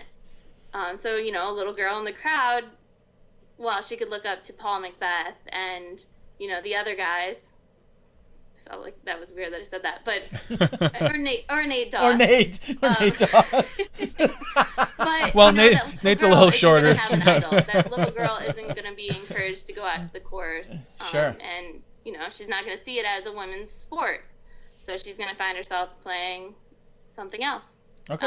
So yeah, it's sad. That's a very interesting perspective. I like that. Now, will you travel? Will you? I don't want to just say support, but I mean, will you travel along? Will you, or might you say, you know what, I'm going to stay back in the U.S. for a week or 2 or 3 or whatever, and you know, maybe I'll hook up with some other people and travel, or I'll attend some other events that are going on in the U.S. Or will you travel over there and caddy or partake or media or do whatever, you know, other things call for you? Well, my job is as a disc golfer, and so that means I have to make my money as a disc golfer. So, I mean, unless if my sponsors are willing to have me go over there, and if I do have a spot, yeah, I guess I'd play. But other than that, no.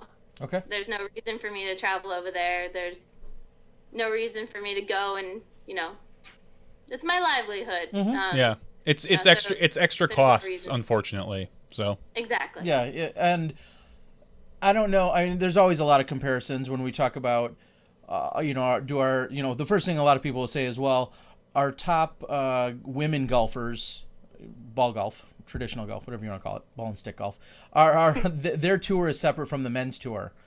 Yeah. And, you know, we're talking about totally different economics, and for a lot of reasons, that makes sense. And the WNBA and the NBA, you know, whatever, they're all separated for a lot of different reasons.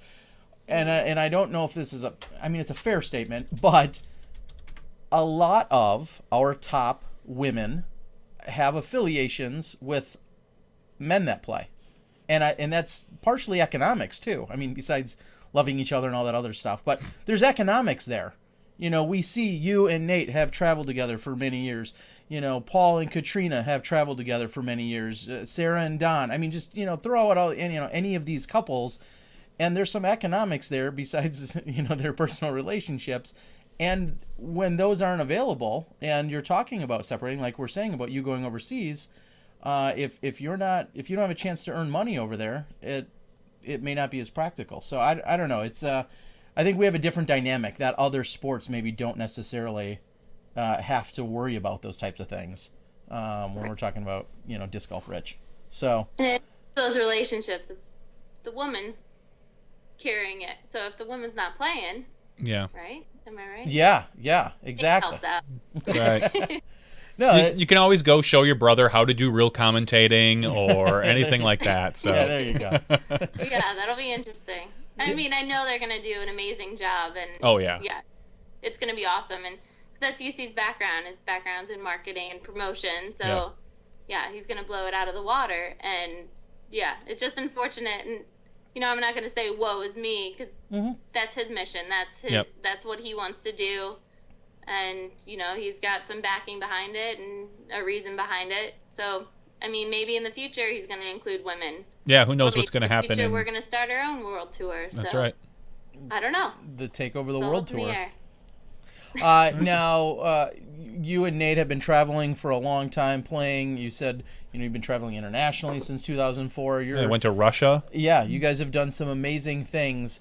And is the tour life, is it going to continue as hard and as rigorous as it has been? Because it seems like the last couple years you've been a little bit more selective, maybe not, you know, playing in as many months. Do you see that happening this year with all these tours and all these, you know, things available? Yeah, we're going to be more selective as we have been. I feel like this last year was just as busy as ever, even though we said we were slowing down. That only meant we were at home for the spring. And as soon as May hit, we were in California for a month. At the end of May and leading into June, we went to Russia, which was insane. But it even started back in January when we went to Australia. So then from there it just kept going, and we, you know, took the drive out east, and we're in Sweden and Finland, and it was a crazy year, and we didn't make it back home until the beginning of October. But but I don't know. There's a lot of these tours to choose from. We actually haven't sat down officially and looked at the tournaments that we're going to be playing or anything. I mean, it's not even Thanksgiving yet, and we already have to like narrow in what we're doing next season. Yeah. Well, I was just gonna say there's already talk about, and we'll talk about it once we let you go. But conversation about Glass Blown Open registration in the next couple days. You're gonna see the Memorial registration open, and so on and so forth. So when is that? I believe it actually starts tomorrow, and I'll admit I'm unsure. I just saw a quick clip that 1020 and above, I believe, can start registering tomorrow. If you're 1020 and above. Check your rating. But I'm unsure as to the women's side of things, how they're doing it. If it's what they're doing there, that I'm not sure. They didn't list it on the one clip that I saw. Yeah. So we want to like have this downtime, and it's Thanksgiving. It's the end of our off season. We're still like slowing down, and now we have to already plan up for next year. So it's kind of crazy, but. Well, and that was going to be my next question is, and you kind of just said it, but that was going to be the question, Pro Tour, National Tour. I would assume those two are going to somewhat dictate your schedule for the most part, or kind of take on most of your schedule, or be most of your schedule, Pro Tour and National Tour. Does that sound right? Yeah, I think so. How's that sound, Nate? Nate's over here playing with Legos. We're in Nate's childhood room right now. Oh wow! Live from Smashbox. I don't know how I feel about that. I think it sounds pretty good, Terry. All right. All right. Well, Nate Dawes is on the show. Nate, chime in for a few minutes here. We're about to let Val go, but a good season for you. Lots of traveling, touring, as Val just said. You ready for some downtime here? Yeah. We've had about a month of downtime now, and it's been great. It's been good to kind of put the disc away for a little bit and focus on a few other little projects that we got going on. And little project. Yeah. Brewing. It's just always nice, and I've been doing this for since I can remember being on tour. I've always put the discs away. I always try to take November and a little bit of December, put them away. Even though growing up, it's a year-round, it's a year-round sport for us here. So I really do. This is one of the most important times for me of the year, and it's been great so far for sure. Okay. You guys just recently, in the last month, celebrated your first year of marriage. Congratulations. Thank you. Any words of wisdom for everyone else out there after 1 year of marriage? My words of wisdom are: if you don't know, you have your boyfriend, you might want to live with each other. Live in a van for 6 years, or travel together for 6 years. Live in a van for 4 or 5. Yeah, there's and not. then you really know if you like that person or not. There's not a lot of Otherwise, secrets. Yeah, there's not a lot of secrets after that. So we got married, and we definitely were in the van more this year than I feel like any other year. And there's very little arguments inside that van. So life is good. No, it was a great year, man. 2015 was just one of those years that will never be forgotten in our lives, certainly. Being married for the first time and touring, but Australia, Russia, and just so many other experiences, really, just meeting new people and doing new things. So yeah, it was really fun for sure. Becoming an aunt and uncle. Yes. Yes. Yeah, that's exactly. huge. That the tour always brings something new, and this year it was a little infant for pretty much the entire time. A little infant on tour. Yeah. Really did a job, great album for sure. Yeah, no, you cut out on us a little bit. Everything was great until all of a sudden Nate came onto the show. And then, now, man, that's what I do. You do that, and I do, yeah. All right, well, we can cut you guys loose. We do appreciate it. We're looking forward to another big year next year. We've got to confirm here that when you guys have really big news that's in the works, it's going to be right here. Is this where it's going to get announced? Oh, definitely. Okay. Definitely. Okay. We got to make sure where we stand. As soon as you finish our wedding video, Wow. I can go I ahead knew that and was coming. announce I the knew that was big coming. news. No, I'm Okay. just kidding. But yeah, we love you guys, and it's just awesome to see you guys continuing every single week to just bring conversation. I love conversation about our sport. It's one of the biggest things for me is listening to Mike and Mike in the morning. Yeah. If you don't know, you should. Great radio show, and I think you two are kind of like our Mike and Mike. I just love hearing the conversation, so keep it up, guys. Yeah, get on the Bill Simmons podcast too. Mike and Mike. I listen to you guys. Sweet. We'll take it.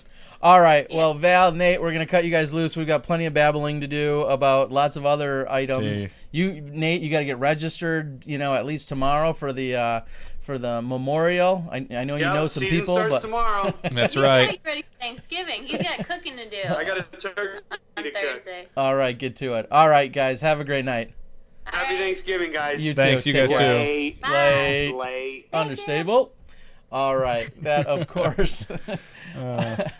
What, 6 world titles between the two of them? Yeah. That's some pretty good company right there. Of course, Nate Probably Doss. more. I think more coming. Nate Doss, Val Jenkins. Yes, I'll throw it out there. She, in the disc golf world, refers to herself as Val Jenkins. She may be Valarie Doss legally, but myself and everyone and herself still considers herself as Valarie Jenkins. So don't think I'm an idiot or don't know what I'm talking about. That's what she does, and it makes perfect sense. So checking out the board, I don't know if there's anything out there, but yeah, as Seti had said, Nate laughing, smiling, enjoying life, and that's exactly that's both of their demeanor. And when they talked about being in a van, I can't think of a couple that probably fights less. I at least if they do, they're really good at hiding it. They get along so well. Yeah. And just genuinely love and care for one another, and it's all those years in a van. It's very impressive. Seriously, like you said, not a lot of secrets, not a lot of privacy. Yeah, there's not a lot of secrets or privacy, and you and I spent a week in like a minivan together, and it didn't work out at the end. We were at each other's throats, and I think I almost threw him under a van, but no. All right, a few more topics we want to touch on before I go any further. I got to send another shout out to my good friend John Roundhouse, John Lutzow, over at iFling Plastic. There was a couple different ideas regarding this weekend and trophies and everything, and Plan A turned into Plan B, which turned into Plan C, and the next thing you know, John stepped up and helped out in a big way. So your trophies brought to you in part by iFling Plastic. So thank you, John. Appreciate it. He got some artwork and made something happen while I'm here on the show, telling me that they're basically done and ready to go. So I really appreciate it, John. Okay, let's move on. Some other action. I know there was a question, whether it was Dana or others, asked about the American Tour. I know this much from regarding Val and Nate and their thoughts. All I know is this: Val just got done telling us that the Women's Global event is taking place on May 14th. May 14th. Which is smack dab in the middle of the American Disc Golf Tour's weekend. Okay. For that one event. So I know right now that no matter what, Val will be concentrating on that. Now, if Nate will be helping out or he'll be traveling or whatever, or if he has any involvement with the American Tour, I guess that would have been a question for him. But I know Val specifically is going to be 100% immersed and engulfed in the disc golf in the women's disc golf global event for that given weekend. So I know that much. And then to follow up on the American Disc Golf Tour, I had heard, I think we talked about it briefly, we just lightly touched on it last week, that I believe it's Steve Boucher, I think is how he pronounces it. He's one of the co-founders of the American Disc Golf Tour. He was on a podcast with Final Round Radio. Yes. They've got a lot of names. Final Round Radio at Another Round Disc Golf Shop. And I was able to finally take some time and listen to it. Oh, did you? I didn't get a chance. Yeah, I wanted to. And I didn't. listened to it. As many know, we talked about the American Disc Golf Tour here, and then Chris Kilgis wasn't able to join us on the show, and then by the time he was, the communication didn't work out.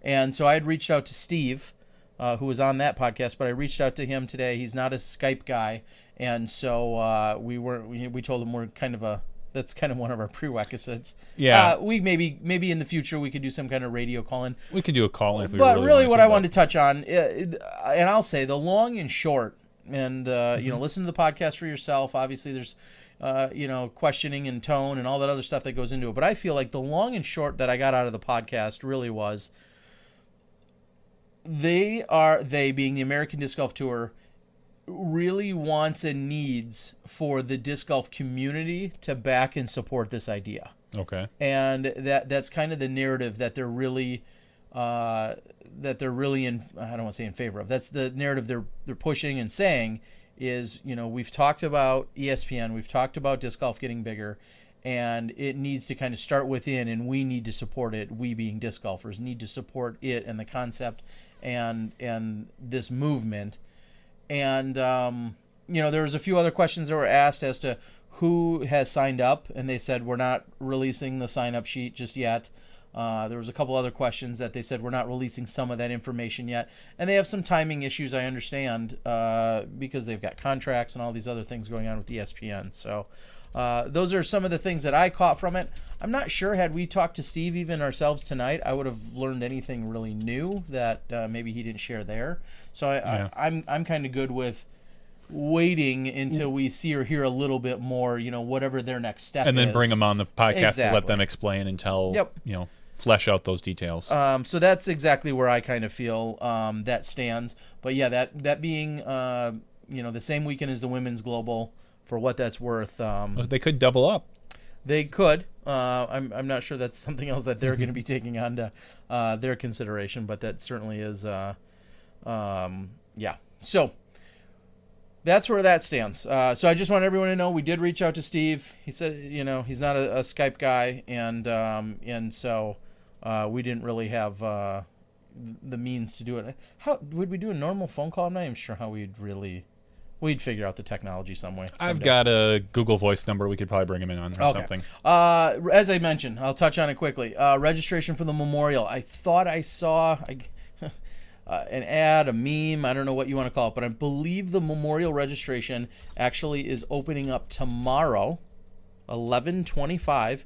That's opening for anyone that is 10, 20 and above. Let me see if I can... Registration opens for the pro divisions. Yes, starting on tomorrow at 10, 20 and above. And then by December 2nd, they'll open up to anyone 1,000 rated and above. And then by December 9th, will be 970 and above. And then after that, a week later. And the amateur A tier will do registration on December 16th. Okay. So there's your little PSA for the memorial and what they have going on. Obviously, you're going to be opening up the national tour in the 2016 season. So get out there, get registered. We're going to see that tiered registration, I think, be more and more common. I don't know if we've got an Eric McCabe or a Cool Daddy Slick Breeze maybe out on the listening tonight. I haven't seen anybody, but just to verify that women can register tomorrow if they're over 925 is what it says.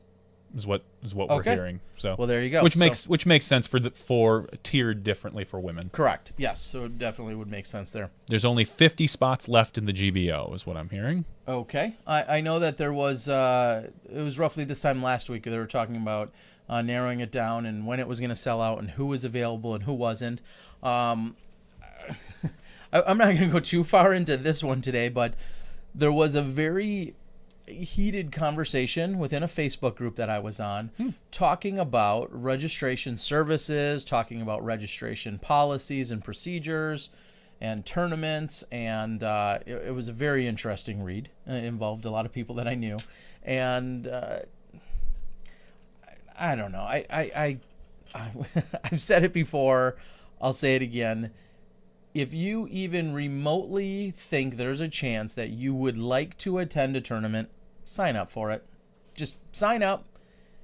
You more than likely, I would say at probably 90% of all tournaments, if not greater, will give you a refund, especially if you will give you a refund if you cancel or withdraw within a reasonable amount of time. Yeah. They will refund you. So it's very much sign up, get your spot, and possibly withdraw later rather than waiting and then trying to get all mad and then see if you're going to find a way into the tournament later. So for now, I'll leave it at that. But pre-register, people. Just pre.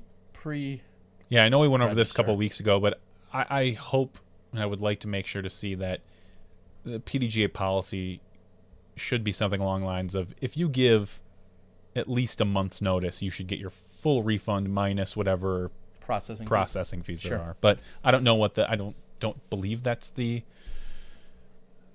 policy right now, but I'm not sure. There's a lot of different. There's a couple, and everyone's different. So. Everyone's a little bit different, but the long and short of it, from a player perspective, is if you have any thought that you're going to a tournament, just pre-register for it. You can withdraw later. That's what I'll say on that.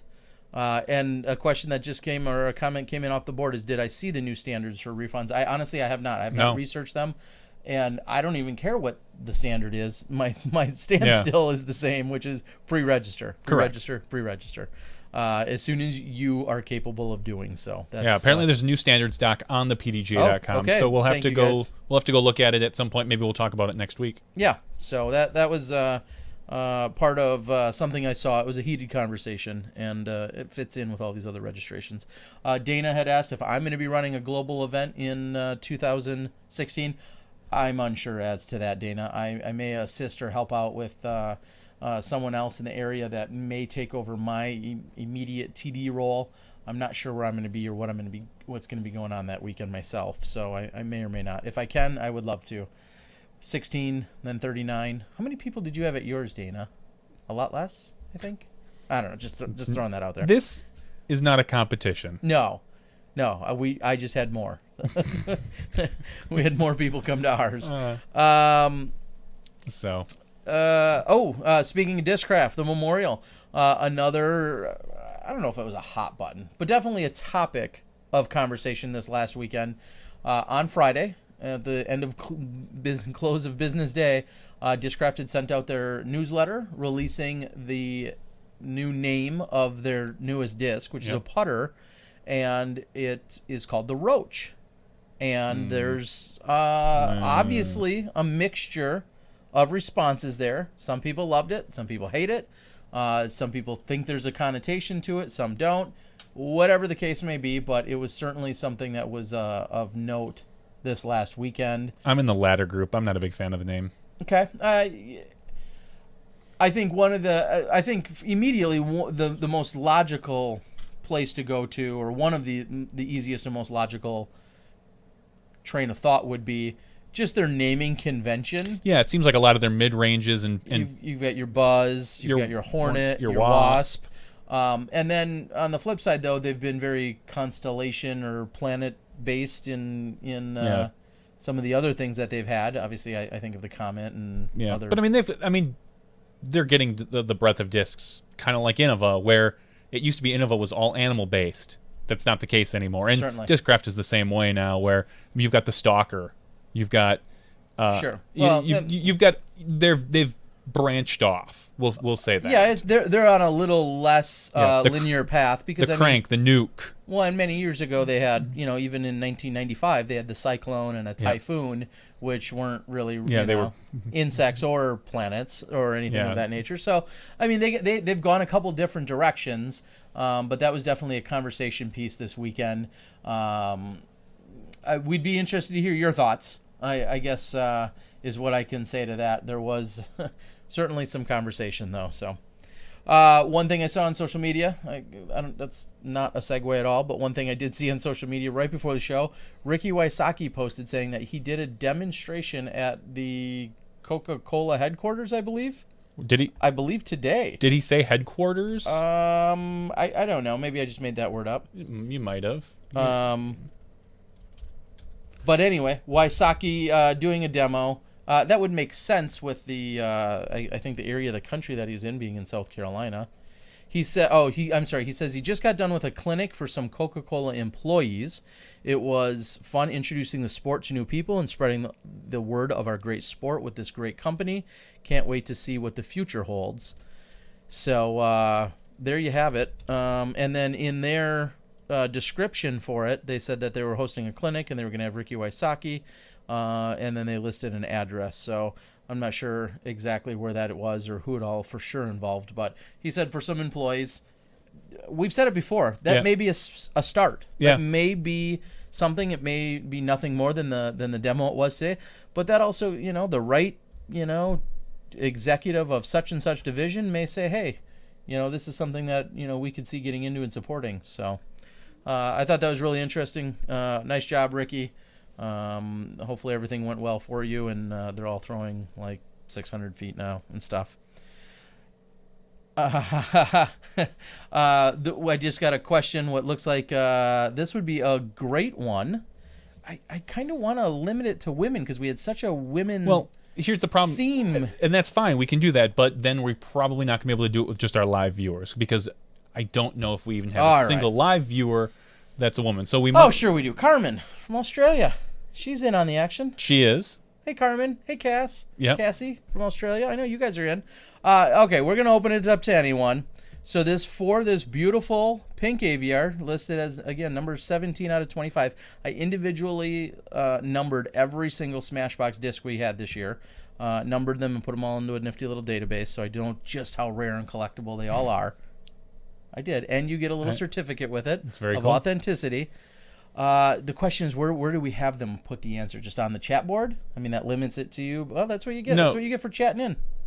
Well, if it's for women, then there's going to be... No, not women. Just anyone. What if we open it to anyone? Oh, if we open it up to anyone? And then the first one to answer correctly on the chat board? Sure. You have to keep track of it then. All right, I'm going to watch the chat board. So here we are. This is live. This is your incentive to come participate. Tuesday nights at 9 o'clock Central Time. Or 11 now by the time we're getting to it. But, so this is your incentive to listen live and to participate on the chat board. Because in about 1 minute, I'm going to ask a question, and the first correct answer on the chat board is going to win this Smashbox TV disc. And Luke Hainwall, you're excluded because you win everything. Yeah. All right. Do we have any other news out there that we need to discuss? I talked about Glass Blown Open registration, Memorial registration, the new disc by Discraft, Ricky Wysoki's American Disc Golf Tour we touched on. Yeah, we already talked about the big PDGA news as far as splitting. The only thing that I wanted to add is that ultaworld.com, which is a website for ultimate, or I guess what we'll say now is disc-related sports, because they're looking for a disc golf writer. So I don't know all the details like normal about what exactly they're looking for, but they did make a post out there saying they were looking for someone to write up information about disc golf. And I don't know if that's going to be disc coverage. I don't know if that's tournament coverage or any of that stuff. But if you're a budding writer or have some experience and want to be considered, look into UltiWorld, ULTIworld.com. So. Oh, there you go. I saw that post, and they're looking. It looks pretty extensive as to what they're looking for. I mean, I think there's possibly going to be more than one. Yeah, exactly, because it says UltiWorld is hiring disc golf editor, long form writers, copy editor, and analysts. Can I get in on some of that action? You might be able to. Because it did say on there, I did read a little bit of the description. It talked about, basically this can be an additional job and so on and so forth. I definitely could not be an editor or fact checker. Yeah, it says they're looking. All right, now that I'm getting more information here. Because you're reading. Because I'm reading, because I know how to read. Yes, great. Yes, maybe you're eligible. They say here disc golf is growing as fast a clip as Ultimate, perhaps even faster, and the vibrant disc golf community needs a news source to keep up with it. And so I think they want to be the news source. So it says the exact responsibilities are somewhat flexible, so that's great for you, Terry.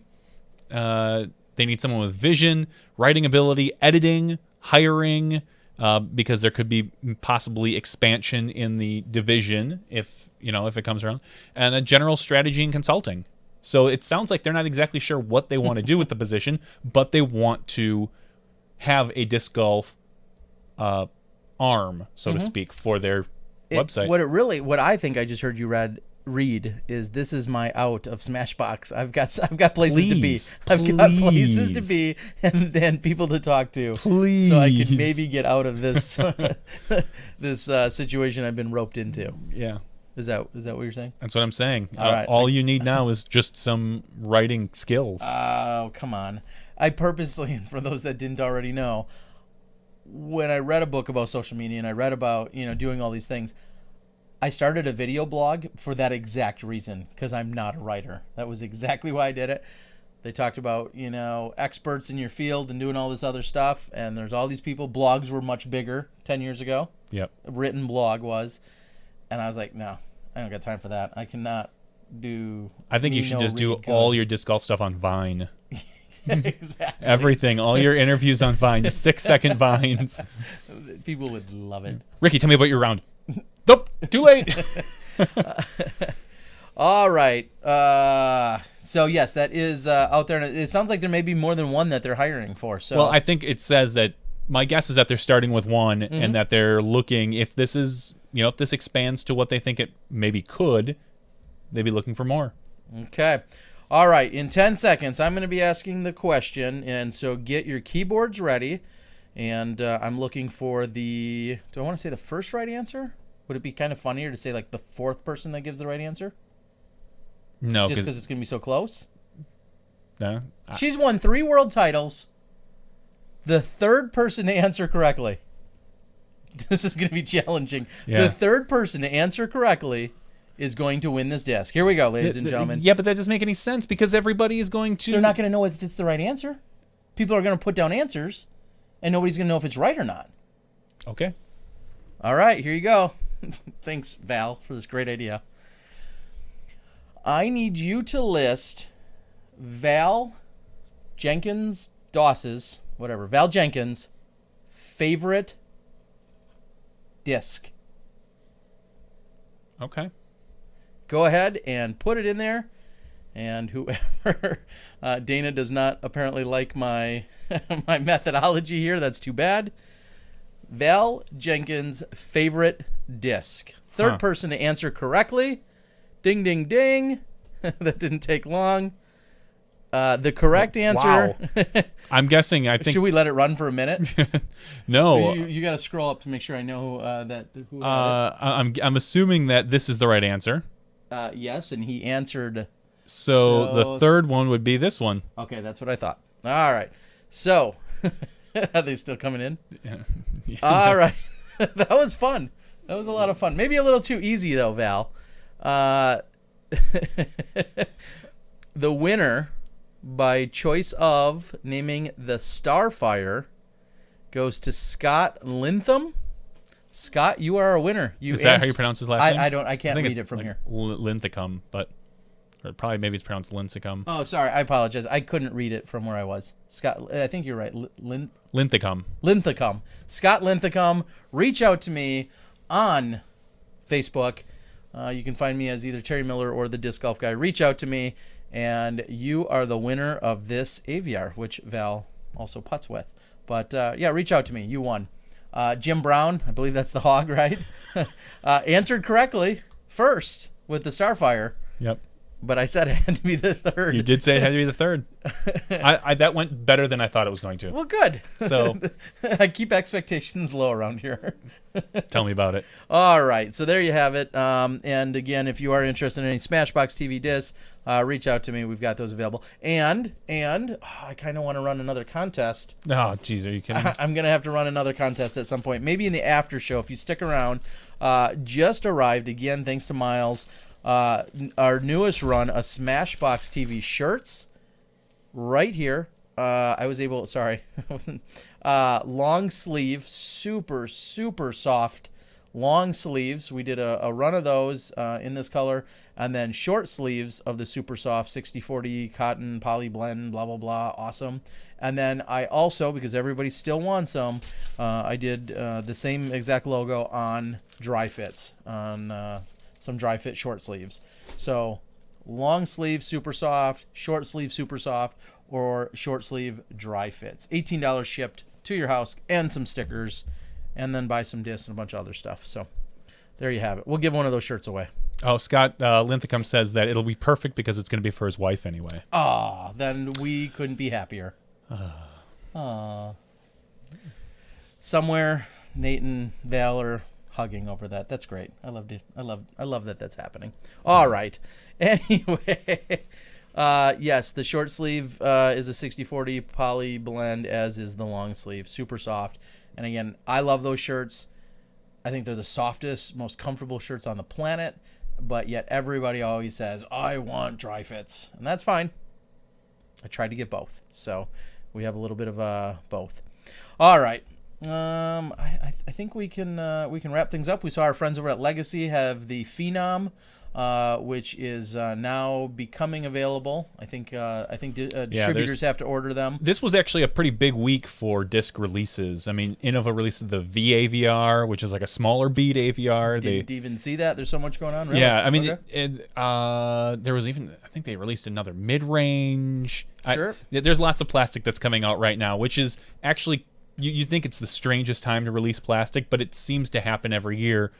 Come fall, the manufacturers start, I think, pushing out some more unique plastics and molds. So, and following that up, Bobby Brown, Cool Daddy Slick Breeze over at Dynamic Discs, reached out to us just like any of you can. Anybody, any manufacturer, anybody, your club, your tournament, whatever, you can reach out to us. And if you're interested in sponsoring or supporting what we have going on here, we'll come up with a support package that works for you. But I know Bobby's going to be part of what they're doing is they're going to be sending us some discs, and we're going to be giving some stuff away. Giveaways. Yeah. Everybody loves a giveaway. Shocker. Yep. In the news today, people like free stuff that we give away. So very, very cool. Yeah, and if you're looking for, there's a ton of good deals going on right now. If you're looking to buy a nice bulk load of plastic, now's the time to do it with some of the Black Friday sales and things of that nature. Black Friday on Black Market over at Legacy, I saw. Yep. Clever. So, like very it. Clever. DD was doing the Trilogy guys, and DD are doing some kind of a mystery box. They were boxing them up today on Periscope, so I was following that along. It's not much of a mystery. Well, they were hiding things. I know. So that was pretty clever of them. But one of our big suggestions, as we've always said, is if you find a disc you like, buy like 10 of them. Go do that this week. This is a great week to do it. And buy them from me if I have them. That'd be even better.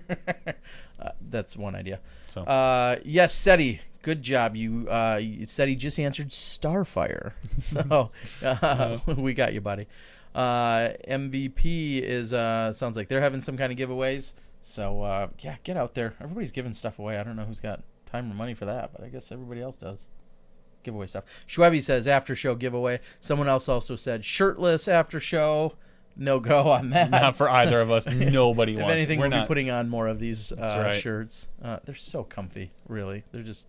Thank you, Miles, over at Paragon. Miles. All right. Do you have any weekly picks? I don't think that sub $2 gasoline. That's great. That's a great. I saw in Wisconsin. I know every area is a little different. I was just in the Carolinas where they were already sub $2 a few weeks ago. A few days ago, it was a big deal. It was $1.99 right by my house. Went to $1.95. Tonight on my way here, I saw $1.89, and I think I saw $1.86. Probably if you saw $1.86, it was probably at the Panther Mart. It's the cheapest place in town. I think every time I've ever seen it. So talk about a riveting after show question. What's gas in your area? I'm going to go weekly pick because my wife and I just started watching Jessica Jones on Netflix. So It's a Marvel superhero kind of thing. That's the least superhero-y series that you'll probably ever watch. So she's like a hack superhero, she's like a superhero who's got like super strength and she can jump really high, but like they never use it. You just know she can do it. It's more of a kind of a private investigator kind of show, and it's all right. I wouldn't. Would I like it? You might actually. I was wanting to say it was going to be one of the things that you may actually enjoy watching. It has Kristen Ritter from Breaking Bad. Some of you will know. She was Jesse's girlfriend. And she's been in a couple other things. So I'm currently 6 episodes in. Okay. And my wife was a little disappointed that Tuesday night podcast because she wanted to go upstairs and watch more. Too bad. I know. So it's a little bit slower, but it's getting pretty good. So halfway through, I'd say it's good enough to completely finish watching. Okay. Jessica Jones. Jessica Jones on Netflix only. Alrighty. So, yeah, sounds good. All right, ladies and gentlemen, we are going to, we'll stick around, have a little after show action. So feel free to stick around for that. We'll probably have some kind of a giveaway because Schwebby wants it. Yeah, because giving away stuff every week would be cool. We just need sponsors and supporters that want to do that. Yep. So Dan Harbeck, looking forward. I hope I see you at some point this weekend. I'm going to have some Understable beer, by Nate Doss. I'm finally going to have my hands back on my stash of it.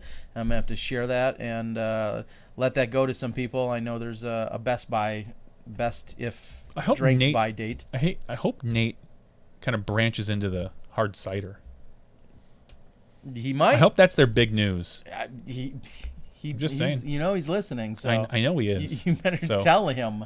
I'm not telling him. I hope because I'm a hard cider kind of guy. I'm not so much of a beer person. It's never been my thing. So anyway. All right, Nate, listen up right now. Wow. I fully expect some offshoot Smashbox reference or branding on one of your beers. Your next, I know you're understable, overstable. That's cute. I'm fine. Those all make sense. I want to see a Smashbox related partnership. We'll call it a partnership. We'd like to see that. So there it is. I'm calling you out right now. All right. If you want your beer to go anywhere, buddy, it better step in. Okay. All right. So for Valarie Jenkins, for Nate Doss, for Dana Vici, for Johnny V, and myself, Terry Miller, the Disc Golf Guy, that has been, crazy enough, it's been podcast number 63. Stick around for the after show in just a few minutes. We'll see you next time when you step inside the Smashbox.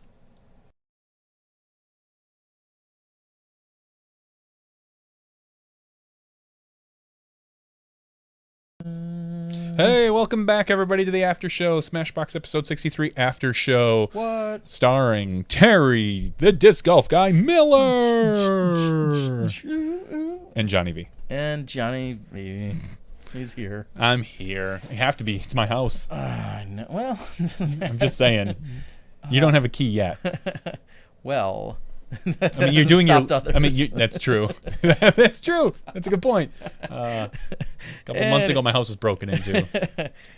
But they didn't touch our podcast setup. No, believe it or not. No, we have thousands of dollars in camera equipment downstairs, and we're fairly certain it was a local teenager from one of the high schools who popped in because he saw an iPad sitting on our couch through a window because we have a lot of kids cut through our yard to get to an alley, to the Chipotle and stuff, and so he kind of. We're assuming it's a he. Helped himself in through a window that happened to be unlocked. The one window in the house that was unlocked. And your house was the ultimate shortcut. Right? Yeah, right through the middle of it, and grabbed an iPad, and which we got back. Long story. And an iPhone that was no longer being used as a phone, but it was more like an iPod Touch at that point. So very strange, very long story, but kind of interesting. So you're right. It hasn't stopped people in the past. You are doing your laundry at my house now, though, so it's getting a little weird. I've broken. Last time our washing machine didn't work. This time I broke it. Yeah. I would go on record to say I think you and I are the cutest couple in disc golf. None of this Nate and Val or whomever. Most cutest or most lovable? Both. Okay. I'm just saying. There could be arguments made out there. We take the top right there. I mean, there's Joe Height. And of course, Dustin Keegan. Yeah, I mean they're adorbs, as some would say. Are. They're adorbs. Dana and DG Mike. Yeah, swipe right for DG Mike. Yeah, and then there's Paul Oman in his beard. I mean those go together so well. Anyway, somebody may or may not get worried here. So here we are. We're in our after show where we. Do we let down our guard? Do we ever have a guard? A little bit. Okay, well, we let down things a little bit. Oh, one thing we didn't talk about, damn it. We didn't discuss Paul McBeth's latest accolade? No, we talked about it last. No, we did not. No, that's right. I mentioned it after we got Paul. The after show might be a better place. We to talk should about have. If Paul, you're probably listening. Let's not F around. We know you're listening. We know you're watching. If you'd like to call in and you'd like to talk about this, the lines are open. The Skype lines are open, but tell everyone, what did he win? He won the Emerging Sports Player of the Year. Athlete, I think, of the year. Was it Athlete of the Year? Player? Come on. All that set up, and I'm not even sure. Yeah, neither of us. Well, either way, congratulations, Paul. I know that they had kind of Emerging Sports had somewhat of a wrap-up show. Yeah. And they talked about all the different things they covered, some awesome things throughout the year. The race with Pikes Peak, and they had some slacklining over at the GoPro Games, which is a fan favorite of so many, and obviously they covered some disc golf this year and all these other snowshoeing in Eau Claire, Wisconsin. Yep. They had this not the amazing race, but they had this really crazy race. I want to say Puerto Rico or South America. I don't recall exactly where, but it looked like this amazing bike ride. And the guy that won on a 1-speed bike. And I'm assuming that's really tough, but a 1-speed bike. I think some bikes have like 93 speeds these days. He won it with a single speed bike. Single gear speed, whatever. Same thing. So that was pretty amazing. And so disc golf won for Sport of the Year. And Paul won for Athlete of the Year, I believe. And then somebody, was there, I don't know. Hopefully, maybe, I should be reading the board here. Can somebody else clarify? Let me go out there. I apologize. Now I feel like I'm not doing it all justice. Okay, here we go. Emerging Sports. Johnny, are you helping here? No? No. Curling was featured. Inaugural season. No, you're not going to find it on their Facebook page. Oh, that's silly. I thought it was there. Maybe Paul McBeth had it on his page. Sure. When he's not playing like Xbox with his family that he posted tonight, or swinging baseball bats around. And then a quick side note shout out. They being the awesome guys over at Central Coast Disc Golf showed Paul birdieing a 595-foot hole during the SoCal Championships. Obviously, huge drive and then a pretty solid putt. Something you'd probably expect, but they put it out as a separate video. Looked pretty sweet. All right, I apologize here, people. We're taking a little longer than I want to. Saw Jamie Thomas was competing with Paul on the card this weekend in the open field. In the open field. So that was pretty cool. Yeah. All right. Well, it's out there somewhere. They had produced 8 one-hour episodes covering a wide range of events, from slacklining to Pikes Peak International Hill Climb to collegiate roller hockey. It was their inaugural season. The video to celebrate the highlights and the award winners. So, congratulations to Paul on winning that. Heck of a season for that McBeth fella. What this really boils down to is that we need some Smashy awards. Gosh, yeah, we do. You know, somebody was talking about the various sports and the awards that were out there. Dana says that unless we start talking slacklining, I watched the entire slackline competition that they had put out there, and it was really interesting. Talk about yeah, those are some serious guys. Sean Babella, where is round 1 of the Halloween Classic? It's out there. Well, not really. Round 1 was a mix-up of I got shots from all over the course, and I put out the video like 2 weeks ago. So that's out there. Round 2, front 9 is out there, and the back 9 will be up probably by morning. So, and then round 3 will get out put out pretty quickly as well. I'm trying to keep up on the board as to what's going on out there. Somebody had said, I think this was on the board, someone had said that they were concerned about the validity of that award. Does that make any sense to you?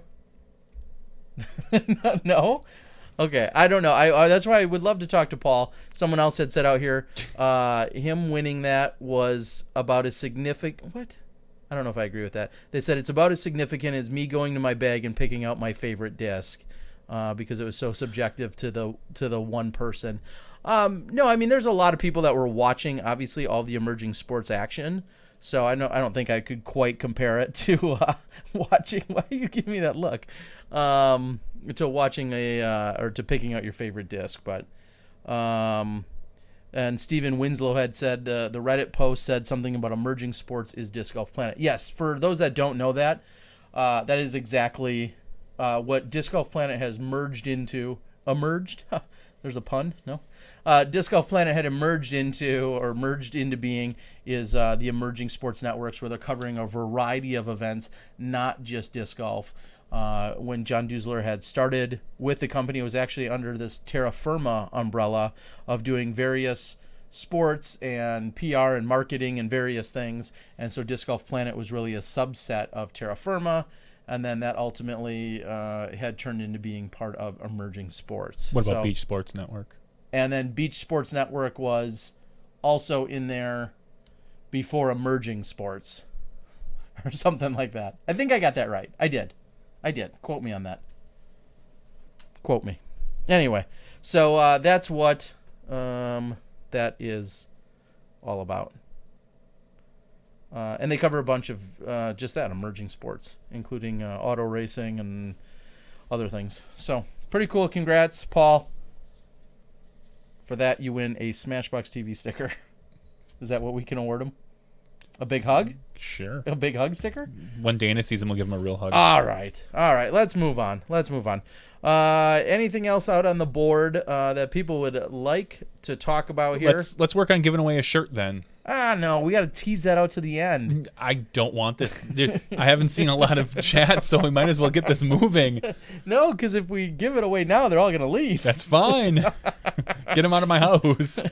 That's how the internet works, right? Dana, we can rely on you since you love to be so critical. Why don't you come up with a clever way for us to give away one of these shirts? And whether it's some kind of trivia giant question. sizes, like for tall people like me?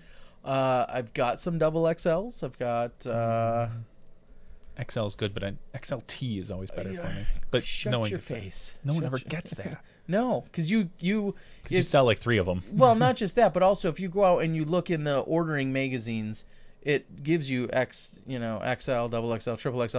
You don't see an XLT. You just don't see it when you're ordering. Be. Well, because 2XL is like way too wide. It's like a parachute. Yeah, I need just round ones. So. Yeah, and XL tend to just be way up here for me. So that's it's unfortunate. That's gonna have to be your problem. Playing Hearthstone, watching this until the bitter end. The dryer. Stephen Winslow, you're playing Hearthstone. I'm jealous. I should be playing it right now. Didn't you talk about that? Wasn't that a pick like a year ago? Yours? Yeah, it's one of them. Yeah. Yeah, that's cute. It's my little card game I play on my iPad, my iPhone. So. Dana wants a soft tea. Well, there's. Dan Harbeck, I do want to know if we're going to see you this weekend. Hopefully you can visit at least quickly at Silver Lake. I'll be up there Saturday and Sunday. I don't see your name on a registration list, but hopefully you can stop by and pick up your beer. If you want to make a video intro for our podcast, make it nice and professional, because we've got the thing that AJ made, which is fun and nice. Mm-hmm. But we're stepping up our game for 2016. We'd be happy to give you a disc and a shirt for that. For anyone that makes for the person that makes the intro that we use. That's a big. We would be more than happy to give a T-shirt and a disc or professional. I'll even sign the disc for you. Wow. Drive up that value. Wow. Wow. You know why I do that? So that someone returns it to me. Yeah, exactly. How many discs do you think Ken Clemo's got returned to him? Like, dude, this has your name on it. Like, just. I bet you. I bet you in his lifetime, 1,000 people have come up to him and said, "Is this yours?" or "Here you go." Yeah, because there's plenty of times where I've run tournaments, or I just have my company logo on a disc. Yeah. Oh, is this yours? Yeah, give me that. That's mine. Like, it's so funny how funny people do that, and that God bless them for trying to return it. Talking about clothing sizes, real issues. So Dana, I don't know if you've chimed in yet. Well, maybe I'll check the Facebook. If you can come up with a clever way, or if Nate, you're still out there listening, Nate Doss, you've got a clever way for us to give away one of these shirts. We'd love to hear it. I'd like to say that Scott and Christina Linthicum have reached out to me via Facebook, and hopefully as early as tomorrow I'll be shipping out their shirt. Good. So thank you guys. CDG asking if all Smashbox and the Disc Golf Guy videos are fair game to use for an intro. Yeah. Yeah. I mean, if it's for our stuff. Yeah, prefer Smashbox, but I mean, it doesn't matter if you can throw some Disc Golf Guy stuff in there. Yeah. Something nice and cool. That sounds fair enough. My Facebook is real tough to find. It's John Van Derzen or Jonathan Van Derzen. Yep, Jonathan Van Derzen. Yep. Yes.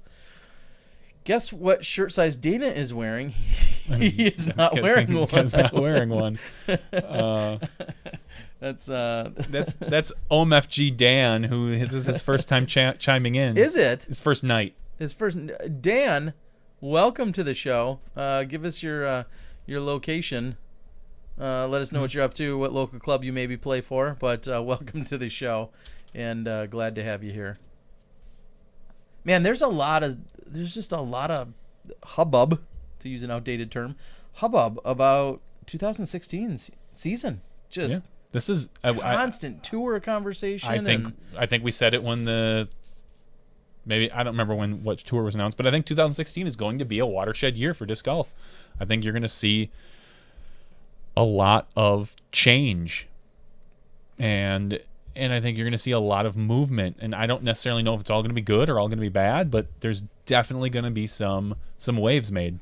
Well, I'll go again and tell everyone, just a quick little reminder, that if you are a sponsored professional and you're switching sponsors and you'd like a few minutes to talk about that on our show, we'd love to have you. We'd love to whether it's breaking the news, ideally, or if you want to just let us know, where you were coming from or what you're doing or moving over to. We'd love to hear it. So, Tyler Durden asks, any word on page sponsor for 2016?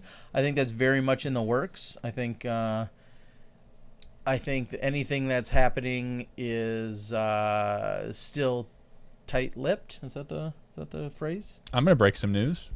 Yeah, I bet you are. What do you got? I'm gonna help sponsor Paige. I'm gonna buy her lunch when I see her. That's the least I think we can do.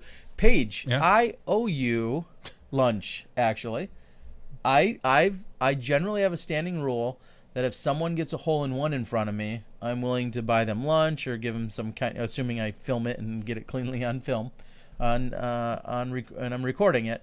And Paige did that at the U.S. or at the Rocky Mountain Women's, and I will not forget that I still owe you that, Paige. Madison's #1 fan, who I don't know if we've ever nailed down. No, who I that don't. is. There was conversation. Some people think it's Paige. It's not, but it said I sent some giveaways for next week, so that's great. Okay. Oh, you sent some giveaways. That should be a clue to us. But we don't know who it is. No. Well, maybe when I get the... then we'll know. Dan is the man from Pittsburgh. All right. Pittsburgh, PA. Met you at Worlds at the Night Eyes tourney and at the USDGC. I was Eagles caddy. I want to know where Madison All right, sent Dan, them. How you doing, buddy? Glad to have you. You guys need to be on top of this change. Dan, we're not on top of much. The good clarification, Blind Melon. Nothing copyrighted in our intros or anything like that. We don't want YouTube getting all worked up at us or anything like that. So something I'd like to see. I would love to see some actual disc golf footage, maybe cut in. Try not to make it any longer than 25 to 30 seconds for an intro. Yeah, no copyrighted music. So or anyone's else's disc golf video videos, work that you don't have permission for. Looks like there's a Warriors-Laker update, and are the Warriors still undefeated? We can timestamp this. Probably. Last I had heard a day or two ago, they were 12-0. Yeah. Well, basketball you usually play every 2 days, 2 to 3 days. So I hope so. And the Lakers stink. So. How about a contest to guess Paige's next sponsor? No. Oh, that's a good idea, and then I'll just tell you when somebody's got it right. Just kidding. Next implies that she has a new one, and that's an not implication a given. that I'm not gonna give into. Nothing Maybe is a it's given. a new sponsor. Maybe it's an old sponsor. Maybe it's the same sponsor. That's what I mean. Maybe. Oh. Well, when you said old, it could have been Discraft. Okay, true. Going backward. God, yeah. Like not backward, but like back to. Yeah. So I mean, there's just so many. There's things. so many options. Okay. All I'll say, and I know a little bit, not as much as you, that I wouldn't put anything out on the table. Like, Off the table. Off You the wouldn't take table. anything Yeah. off the table. Nothing. Okay. Nothing could change. Things could change. That's the way things work. You never know what's going to happen in 2016. The famous quote Jordan is quoting. Yeah. Jordan has a new sponsor. Ascension Disc Golf. Yep.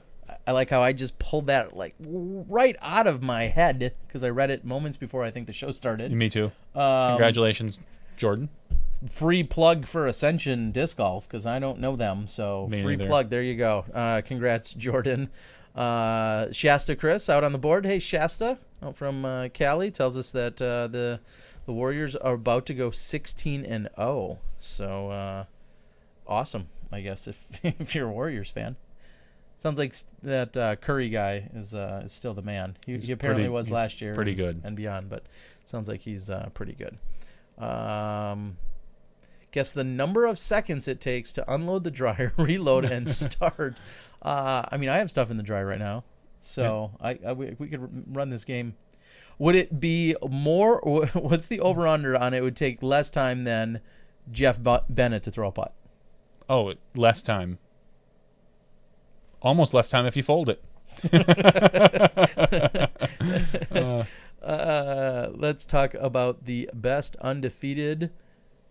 Yes, we can. Holly Holm, is that who you're talking about? Hey, total switch there. Switched it up on you. All right, Dana says he's out of clever ideas. I'm not sure that he ever had an abundance of them, but he's out of bright ideas for a contest. So, Johnny, we're going to have to come up with a contest for how to give away a shirt.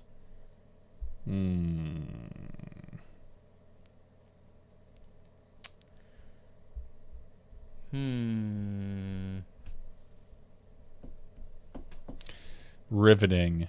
Yeah, exactly. Lots of clever ideas out there. Yeah, I'll have to actually kind of think about it. All right, Dana, he's out. Thanks for playing. A hard math problem. Free shirts for all Smashies.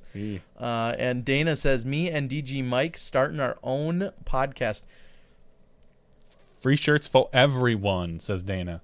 Have fun, Dana. Good luck with that. I'm sure, like DG Mike's Love Life, you could get Tinder to sponsor it. Which, DG Mike, we hope all is going well, of course. So good luck there. The most YouTube subscribers currently on the board wins. There's no bias there. Disc golf nerd. No bias there whatsoever. All right, let's get serious about some kind of... I bet you it probably says, actually. What's that? I was going to say, does it have our total number of views for Smashbox videos? Yeah, if you go up to my channel... No. I'm saying for them, can they see our total number of views?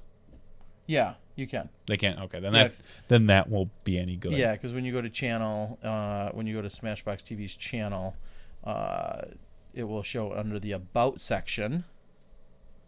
Boom, right here. And it will tell you we have 8705 for subscribers and 746,587 views currently. Should we how many minutes viewed? Closest? That would be a really obscure but interesting question. How many minutes have been viewed on our channel? Yeah. we can go. There's analytics behind it on the YouTube side of things. Yep. That will tell you as accurately as YouTube is, which I think is quite a bit, as to how many total minutes have been viewed on our channel since its inception in 2011, even though we really didn't do much until 2014 because I had started this before that. Sure. Is that a question? Is that what we're going to go with? Not bad. All right. I'm fine with that. So there you go. It's not necessarily first.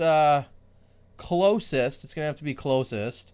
Well, how are we? That's going to be a pain to try to figure out. To do some math?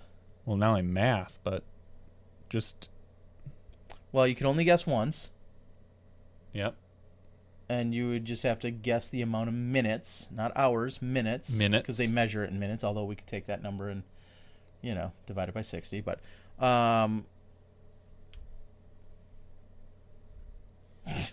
again, riveting podcasting here, ladies and gentlemen. I'd like to say I apologize, but this is what you signed up for. Yeah, this is the after show after all. Let's see here.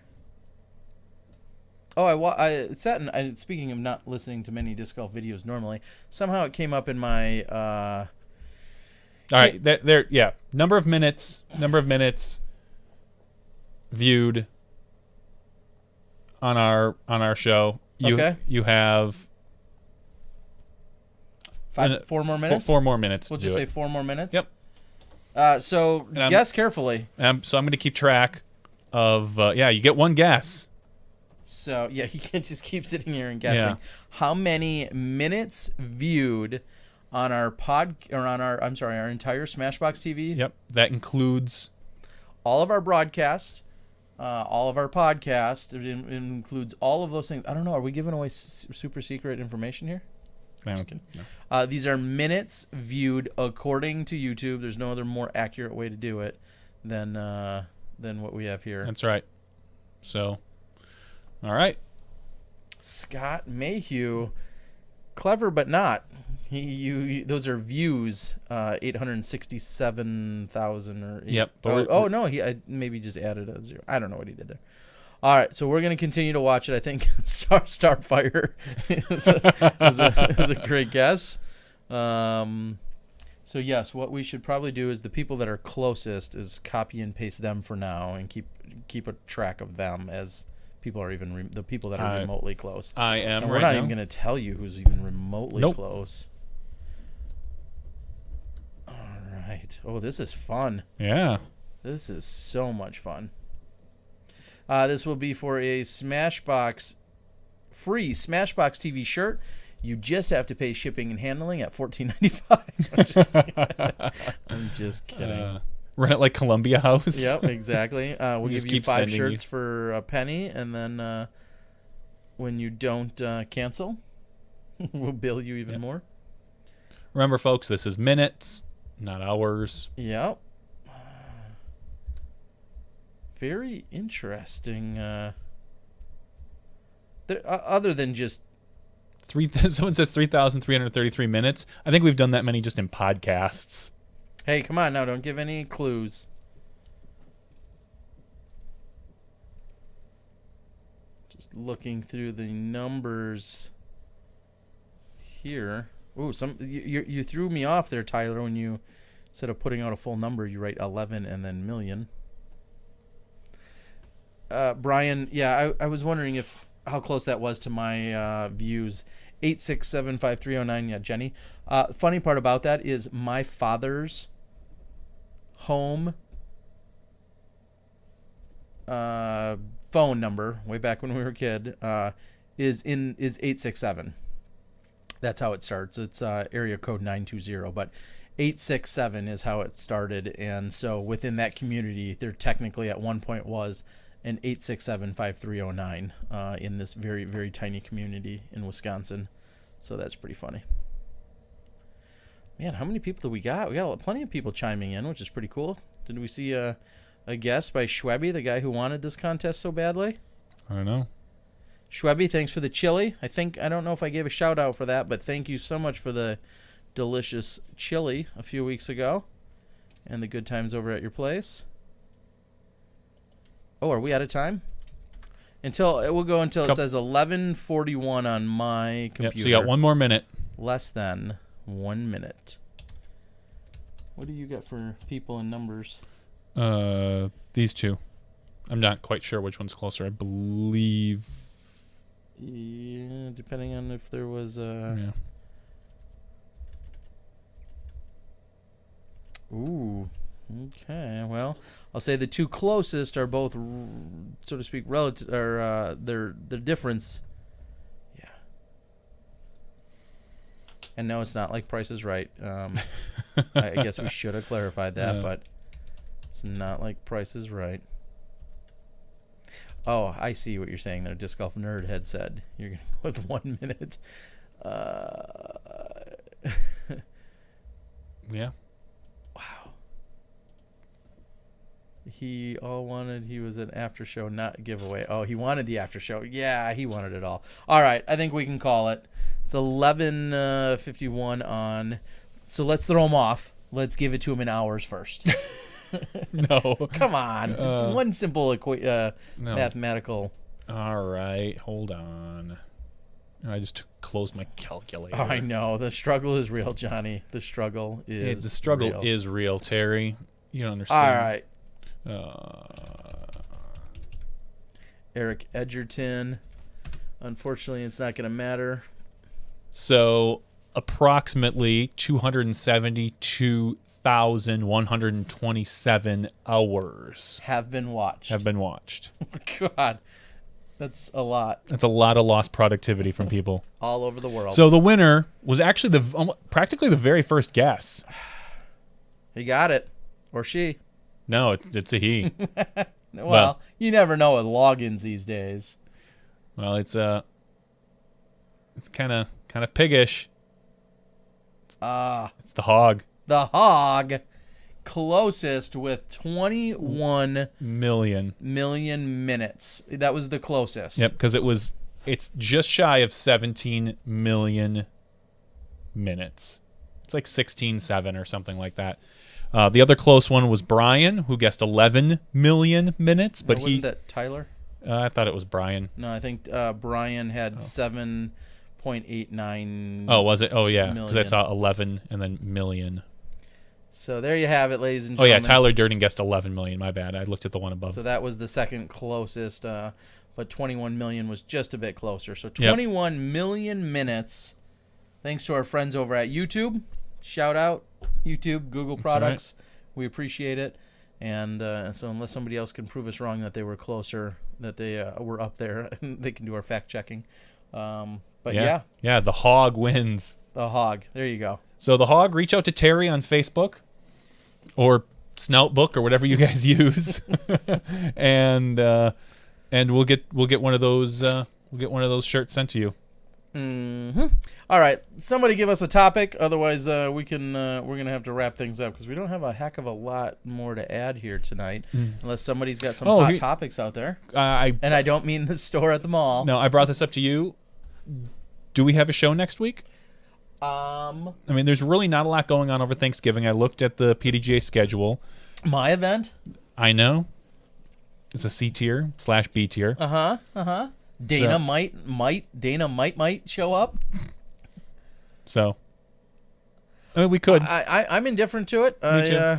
We could find a way to probably make it happen. What is next week? I'm fine either way. I guess for consistency, I like the idea of doing it. Yeah. Would I be okay with taking off? I would be okay. So, okay. All right, then we'll just plan on it. Disc Golf Nerd says a few of our podcasts may have just run 1 million minutes. You're not far off. Okay, we'll say as of right now, we will be doing a podcast next week. Unless you see some kind of update. Come I back. had too much understable over the weekend and that I can't make it or something. But otherwise, you'll plan on seeing us out there next week. What was the total number of hours watched? It was 272,000 hours. 272, 127. Yeah. Point, blah, blah, blah, blah. Yeah. So basically 272,000 hours have been watched here on Smashbox. Are the quality? Here's a good question. Are the quality? Come on now. I know I'm just awful. Disc golf carts really worth the cost? Wow. Do I stick my foot in my mouth right away? I have lots of things to say that I may or may not share. All right. So Brutal honesty. Delta carts are too expensive. they're only $400 now. Oh, they went down. Full 100. They revamped Okay, them. then I'll take a step back. Okay. At $500, they were way too expensive. At $400, I think they're just a little too expensive. Okay. A really good, solid quality cart should last you 10 years. Unlike a bag, which I think is going to wear out after probably, if you're a lot of use out of it, 4 to 5 years. You know, if you're playing a ton of golf, a good quality cart should last you longer. So there's a little bit higher value on them, I feel. Okay. I have a ridge roller, which I like, and it's pretty good quality, and it's cheaper than that. Yep. So it's less expensive than the Delta carts. I think it's. They are probably at that time. Now the question is, I don't know what they are now. I believe you can get between $250 and $300, depending on what. I think there are other options now. When I got kind of a prototype back in the day, and it was $250. So I think you can buy add-ons now, like an extra putter pouch, for more. So, but the Delta cart at $500 was too expensive. I have less of an issue with it at $400 because it is a quality. From what I've seen, it's a quality piece of equipment put together. So I'm not going to make any more judgments on its price. all right. Yeah, I will say that, and I'm not as familiar with how all of the Delta cart price, or not Delta cart, I apologize, the Ridge Roller pricing is at this point, but I know that you could very easily arrive at that Delta cart pricing very quickly. You know, by the time you have a few extra add-ins. Well, Mike Harrington chimes in and says Ridge Rollers have now been turned over 100% to Zuka for sales. Correct. I did not know that. Yeah. Wow. So, which is also interesting because, you know, it was really a local gentleman in Joe Robinson that took the Zuka product, he modified it, altered it, came up with what is now the Ridge Roller, and then through some working directly with the company, as said, it just brought it back to that company themselves. And that's an interesting chain of events. Yeah. If you think about it, you took someone else's product, you altered it, and then, you know, through a relationship of some sort, it then went back to them full time. And I think that's a really interesting chain of events. Go-karts, which I haven't seen nearly as much lately. Those were kind of the original rage in golf carts, in having a pull cart. Yep. I know they were much bigger in Minnesota, where they originated from. But you don't see them on tour nearly as frequently as you're seeing some of these other carts. I have no problem pushing. If someone says there's too much shame in a modified jogging stroller, or even like a baby stroller. I'm not a fan, but go on. I'm fine with it for casual rounds. I would not want to see that on a tournament course. I think it would look tacky, but you know, when the weather gets nasty, people do what they need to do in order to stay dry and keep their stuff dry. So it is a little tacky, but if you're going out for a casual, I've taken my kids out for walks on the course, put an actual kid in the stroller, and then tossed my discs underneath and thrown. So I think that is, I don't want to say commendable. That you're using the stroller. I'm using a stroller so I don't have to carry a bag or pull another cart, because I did have my kid in the car the stroller. Now, but at that point, you're using a stroller as its quote unquote intended purpose. Use. Yeah.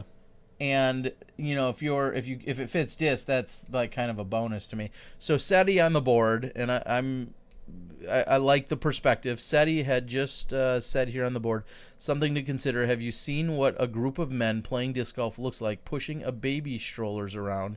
It's not pretty. I mean, and to further your point, you're saying, yeah, there's a group of guys out there we're pushing around strollers or other modified carts.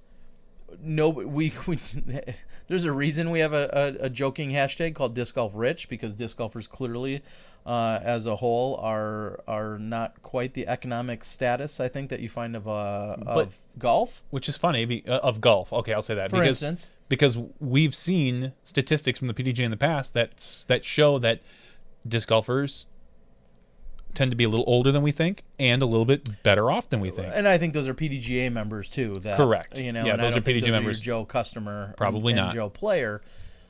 I don't know if this is a rant or not. I personally hate. I hate it. I hate for the professionalism. If you're concerned about professionalism of our sport, if that's your concern, which it is for me and my upbringing, I hate seeing somebody that went to a garage sale, they bought an old pull-behind cart of some sort that carried a golf bag. They probably spent literally 99 cents. I've heard people say that. Got this golf cart for $1 at a rummage sale. Sure. That was my first cart. Exactly. You nail and screw on a bunch of 2x4s and Rubbermaid things. I went with office folders. Were just as bad. You're included in this then. Yeah. The office files and folder systems and coolers. Yep. All of these things, to me, look incredibly cheap. Tacky. Tacky's the best word. Tacky's the best word. You could say cheap. You could say unprofessional. You could say whatever. Tacky. Tacky is the best encompassing word. They Sure. just look tacky. I'm sorry, and that's because I am with a certain structure, concerned about a certain professionalism. Yes, appearances and everything, but appearances are still first impression. And when you have somebody driving into a park and you got a bunch of 20 or 30-something-year-old people pulling behind them, maybe they're perfectly physically fit, unlike myself, but they're pulling behind them these things that look like are a modified homeless person's cart. Yeah. I'm sorry, it does not give an awesome first impression. And I would say, what if you showed up to a men's basketball league and somebody's wearing old ripped tennis shoes and old ripped shirts and just things that are old or outdated, it doesn't, you don't need the best equipment to play well or enjoy yourself. That's not what I'm claiming. I'm just claiming the impression that it can give when we're modifying some of these carts. I'm just not a fan. Yeah, I can't imagine what the board says. Plywood, someone says, and these things that you find on these carts. And I mildly applaud the ingenuity, because I'm not that crafty myself. But at the same time, which is funny because I looked at my very first one that I threw together for a really event that tends to have a ton of rain. We always seem to play. I can't say I liked it, but I thought it was actually not bad looking. I was like, oh, that's not bad. There was no plywood showing. It was literally it was a golf cart, just one of the three-legged things that you went. I think I bought it for like $25 out at Play It Again, and I put some nice, black office stuff on there, and I painted it, and I was like, okay, it looks not bad. And then it just didn't do the job for me, which is why I went to the Ridge Roller. And even now, I want to get a new Ridge Roller. But I don't golf enough to justify it, because the Ridge Roller I have was not stolen, thankfully. But I want the double decker, so whatever. And I'm sure there's a whole bunch of and people can rip on me or hate on me. That's fine. I'm just telling you my feelings that as a guy who's promoting the sport in a lot of different ways to a lot of different people. And then I think when, that first impression that you can give when you see people pulling behind, what looks like an old broken down trailer behind them, because there's just so many add-ons and contraptions and all these other things. It's to me, sorry, you want to judge on aesthetics, then so be it. But that's, unfortunately, I feel like that's the impression that you give. or can give. So pretty. Steven is calling me out saying this is the same Terry that badmouths people investing above average amounts of money in discs. Not at all. No, I don't. No, there's nothing. I have tens of thousands of dollars invested in. No, there's discs. nothing wrong with investing in expensive plastic by any means. Terry has gone on his mini rants about the people who purchase expensive discs, go out and throw them, and they don't do you any good. Yeah, because you're not good enough at the time of throwing them to notice a difference between, an old 8-time rock versus the new, rock 3s or an whatever. 8-time rock that was released later that week. But when you're rated 810, I'm sorry, you've got other things to worry about in your mechanics before that should really matter. If you want to go out and get those discs and keep them as a collectible or collectors, I'm all about it. Or even think about, maybe when I'm better, I'll throw these or whatnot, because those discs aren't making anybody better. It's not happening. And we know that because we can look at all the pros that have switched over companies that can pick up brand new plastic and they play just as well. So that's what Terry has gone off on rants. And I'll defend Terry on that because I agree. And Dan Stevens makes a perfectly good point where he says, I don't care what you look like if you can throw like a boss. Yep. Clearly, at the end of the day, it's all about getting it done, and you can give off and do whatever you want in terms of your appearance and your profession and your individualism. I'm not implying or suggesting that we should all look like a bunch of corporate robots out there and everybody should look the same, dress the same, and act the same. I've said the same thing. Well, I guess it's unrelated. Never mind. Anyway, there's a lot of different and there's functionality that goes along with some of these carts, and I understand all of that. I've played rounds with reusable shopping bag when I didn't have my full bag. That sounds. But if there is an 810 rated player who are incredibly rich and buying a $100 disc is less inconvenient for them than some touring pros buying a $15 disc. What I would say to that, though, is it's not even so much that you're wasting the money. It's you're buying something that you think is going to make you better. Just like if I went out and bought a $1,000 golf club tomorrow, it's not going to help me hit the ball any better because I have a bad form. I have a bad swing. You can buy an $800 softball bat or baseball bat versus an $80 one, and if you have poor form, it's not going to do anything for you that you're really going to notice. Yeah. That's what my point is. It's not just about spending the money. My point is these people that buy it with the notion that it's going to fix everything for them or make them a better golfer. I think you're buying clout at that point, or trying to buy disc golf cred, as I say. I think I need to coin that phrase. It's all about the operator, Joe Bass says. It doesn't matter what is collectible. No plastic should cost more than $20 retail, or $5 to produce. There's a lot of no plastic should cost more than $20 retail. I mean that's relative. I guess the market will dictate if that's true or not.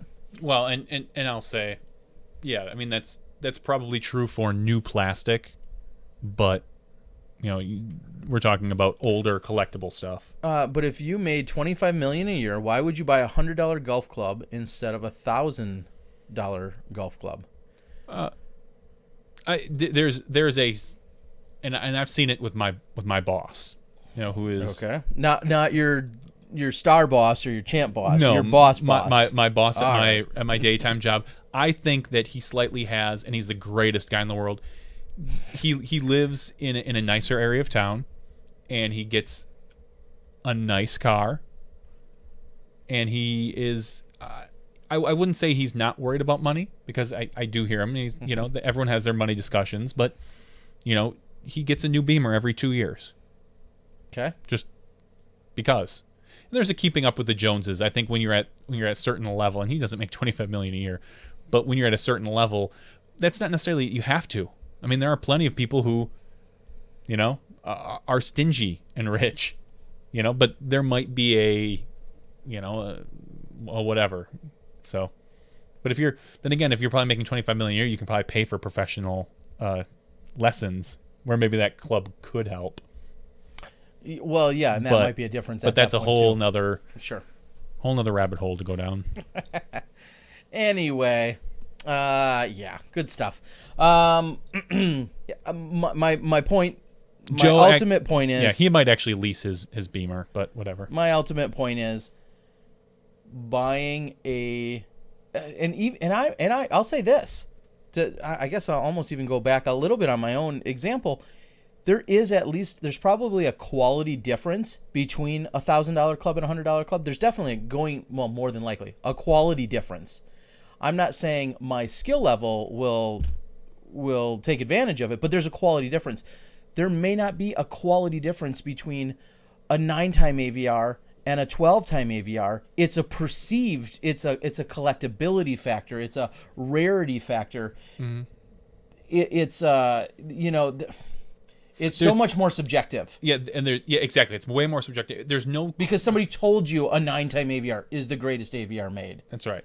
Not because it necessarily is. Somebody's just telling you that. At least with a $1,000 club, there's probably more mechanics and or technology and or reasons for it to be $1,000 versus $100. But at one point, that 9-time AVR was $9 or $12. Yeah. It's just that the collectability of there's an inflation there. That's what I'm arguing against. That people are buying into that inflation and that perceived that the disc is better.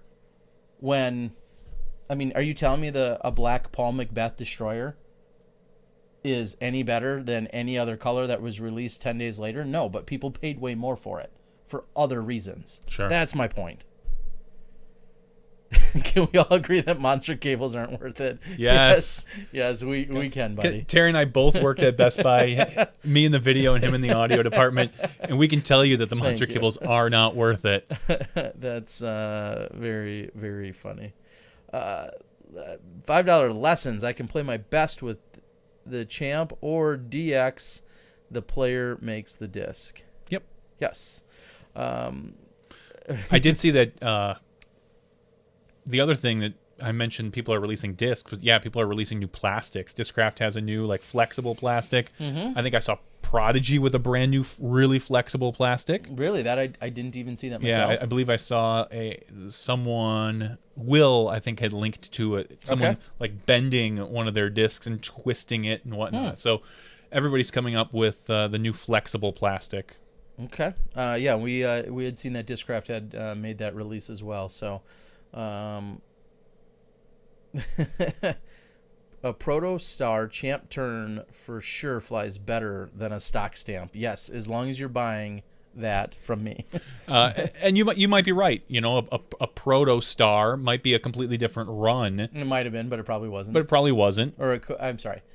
It might be, but not necessarily is. Correct. But what we're saying is, the black one is not going to fly really any noticeably better probably than the red one. So, but whatever.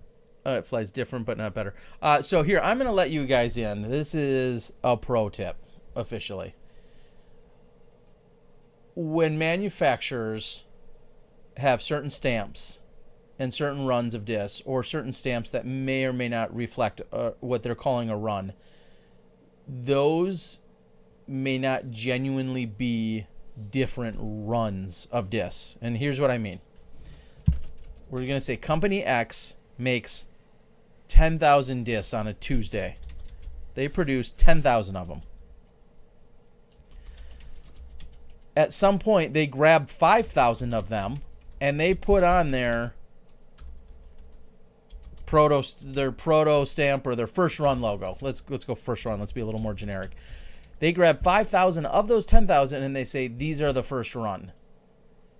That means that there's other discs that were there that really may have been part of the first run, but they only opted to stamp 5,000 of them with their first run. That happens. I hate to say it, but stuff like that happens. So you may see that, I bought this disc that doesn't say first run, but it flies just like my first run. It's because they could have literally been produced one and then the other off the assembly line. One got stamped that day and one didn't. Sure. Does that make sense? I hope to everyone. Stuff like that can absolutely happen, and it does. There's just the whole idea of runs and stamps, and there's a lot of misconceptions, and just guessing out there. You know, when somebody says, "Oh, well, there was 5,000 of the first run," there could have been 10,000, but only 5,000 of them got stamped with that logo. Yeah. And then they moved on to whatever. And every company has different runs and amounts of runs, and there's a lot of difference out there. So, sorry if I blew some minds out there, Dan, or if there's these are head games, but things like that happen all the time. Or what happens is a disc gets made, it gets put into boxes, and then those boxes don't correctly get shuffled with other boxes of discs that get filled up, which is why you have a disc that really could have been produced 2 years ago, but it just showing up at your house today. It could have been a disc that was produced 2 years ago, and others that were in that same box with it could have been produced 2 weeks ago. So, yeah. Anyway. The object, yes, Tyler, to quote some other memes that have gone around, the object of disc golf is to play the least amount of disc golf, or as little disc golf as possible. How many of the terms used to come from the manufacturer? Mike asks. I'm not sure what you mean by that. How many of the terms? I mean, first run, let me put it this way too. When a company says, here's our first run of disc X, when they come out with the first run of disc Y, it may not be the same quantity. Sure. They could produce 5,000 of this disc and 8,000 of that disc during the first run. So, what is a run? Which is what I was kind of just talking about when I'm still receiving pre-flight champion monarchs from my stock orders. Who's to say when those were produced? Well, like I said, boxes can get really mixed up at these factories. You could have a disc that is made with a certain mold, and then at some point it gets consolidated with a half box of the same disc that maybe was produced a long time ago, and that's why on any given order there could be various discs that show up. I've tested different cables side by side with my electric base, and there is a difference in signal, plus the lifetime warranty. I have used essentially one cable since I was 14. Yeah, and Disc Golf Nerd, I'm not judging anything about Monster warranty. Sure. But every test that I've ever seen in the past 5 to 10 years, when you plug a Monster cable into your home stereo, and you plug a regular $3 cable you get from Monoprice, free plug from Monoprice, my favorite website, there is zero discernible sound difference.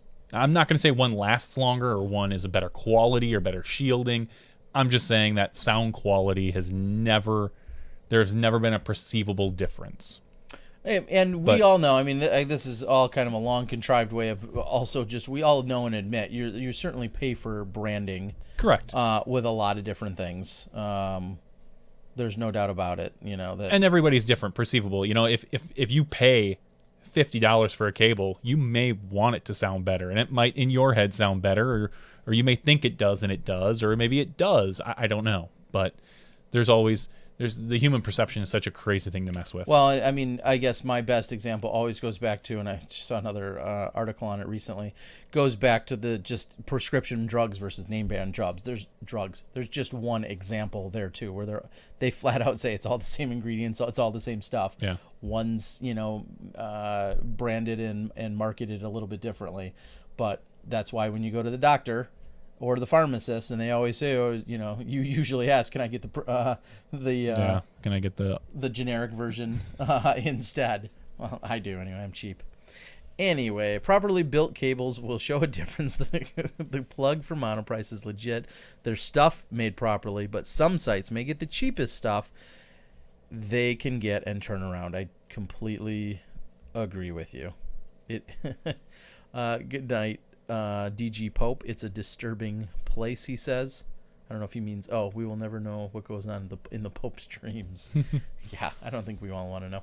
Anyone have anything else out there? I've been told by a couple people to say that the color of a disc changes the stability. That can be true. Certainly. That we're not saying that it can't be. For some discs or some discs, because what happens is these manufacturers, they go out to a source that provides them all these little tiny plastic pellets, and these pellets can have different densities and can have different ratios and whatever, and when they get mixed in, that's why it's almost impossible to have 100% consistency across the board, is because they're getting all these different pellets from different manufacturers, and even when they get them from the same manufacturer, their source may be altered. So you could, in theory, have a pink disc that flies very differently from an orange disc, and it has everything to do with the density and the pellets and things of that nature. But some people make it a bigger deal than, again, with the perception, and they want something to happen. But there certainly can be. You can have a white disc with a mold and an identical mold in a totally different color, and it may fly very differently. Yeah. But that isn't, again, that goes along. That's not consistent between discs. Just because the pink one is more stable as a destroyer doesn't mean the pink one's gonna be more stable as a putter. Sure. It's very hard.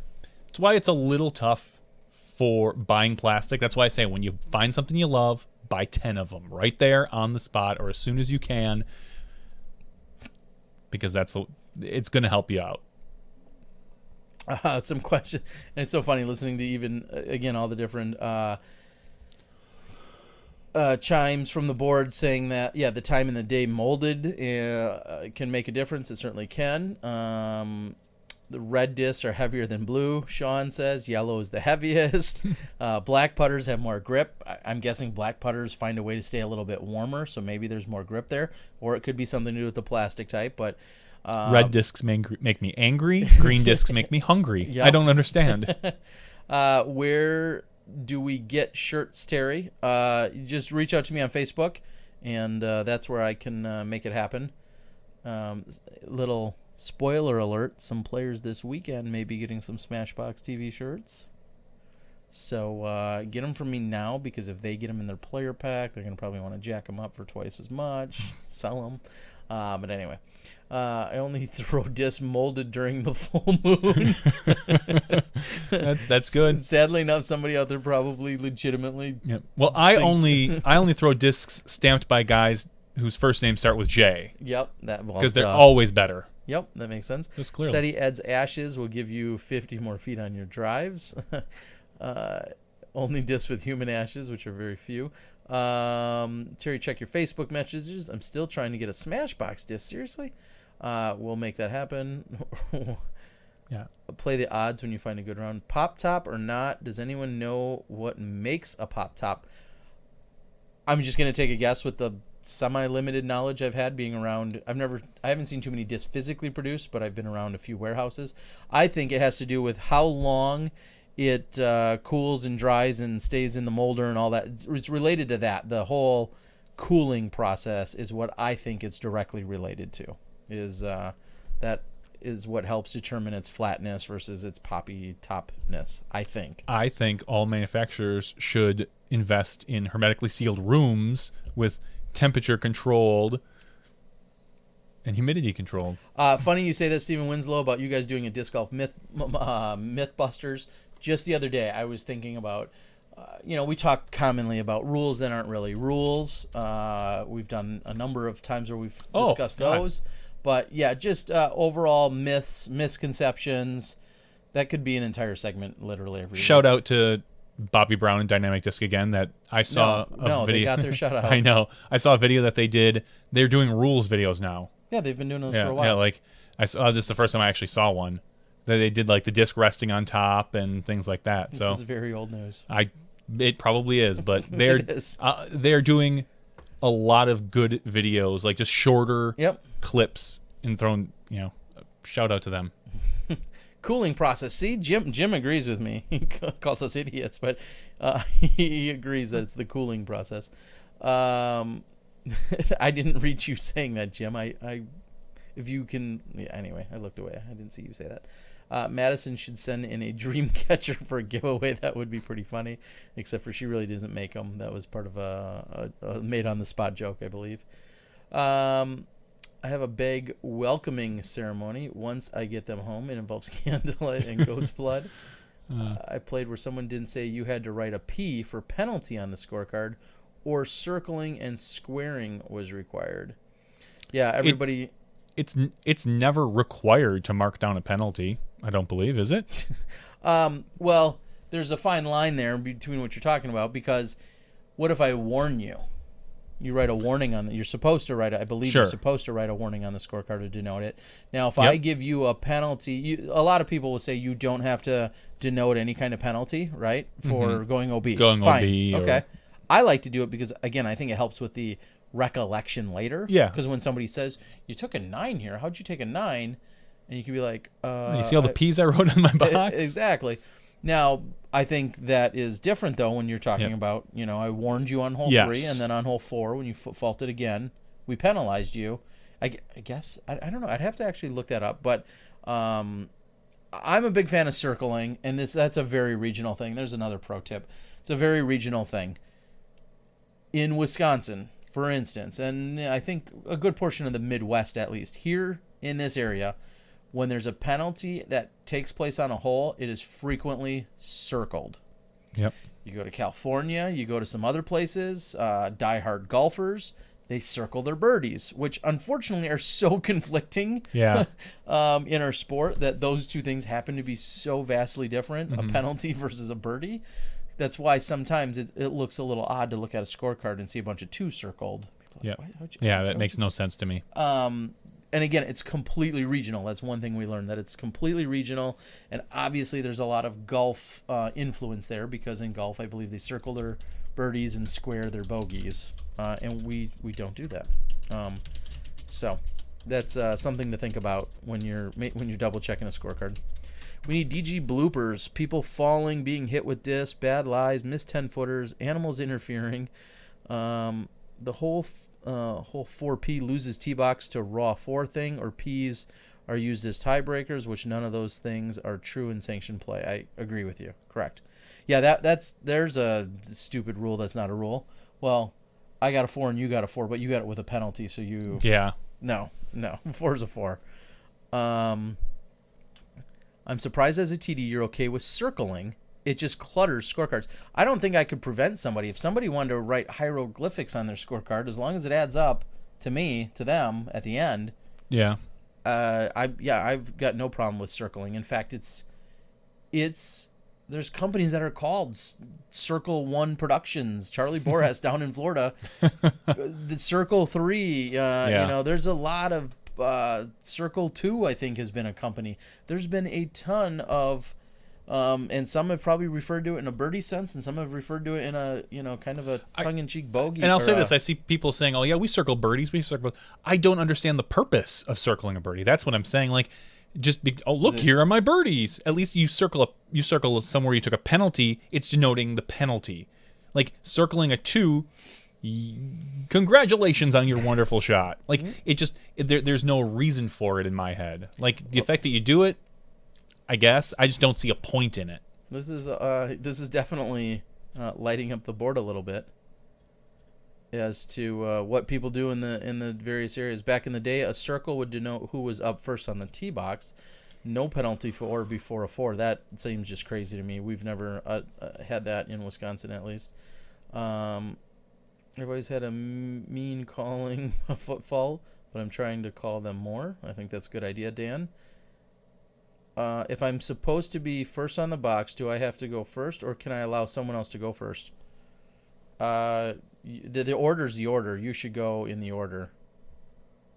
I've never really heard of somebody deferring that. But, I mean, you would do it for win purposes, probably. Yeah, I mean, but if it was... You can't. Yeah.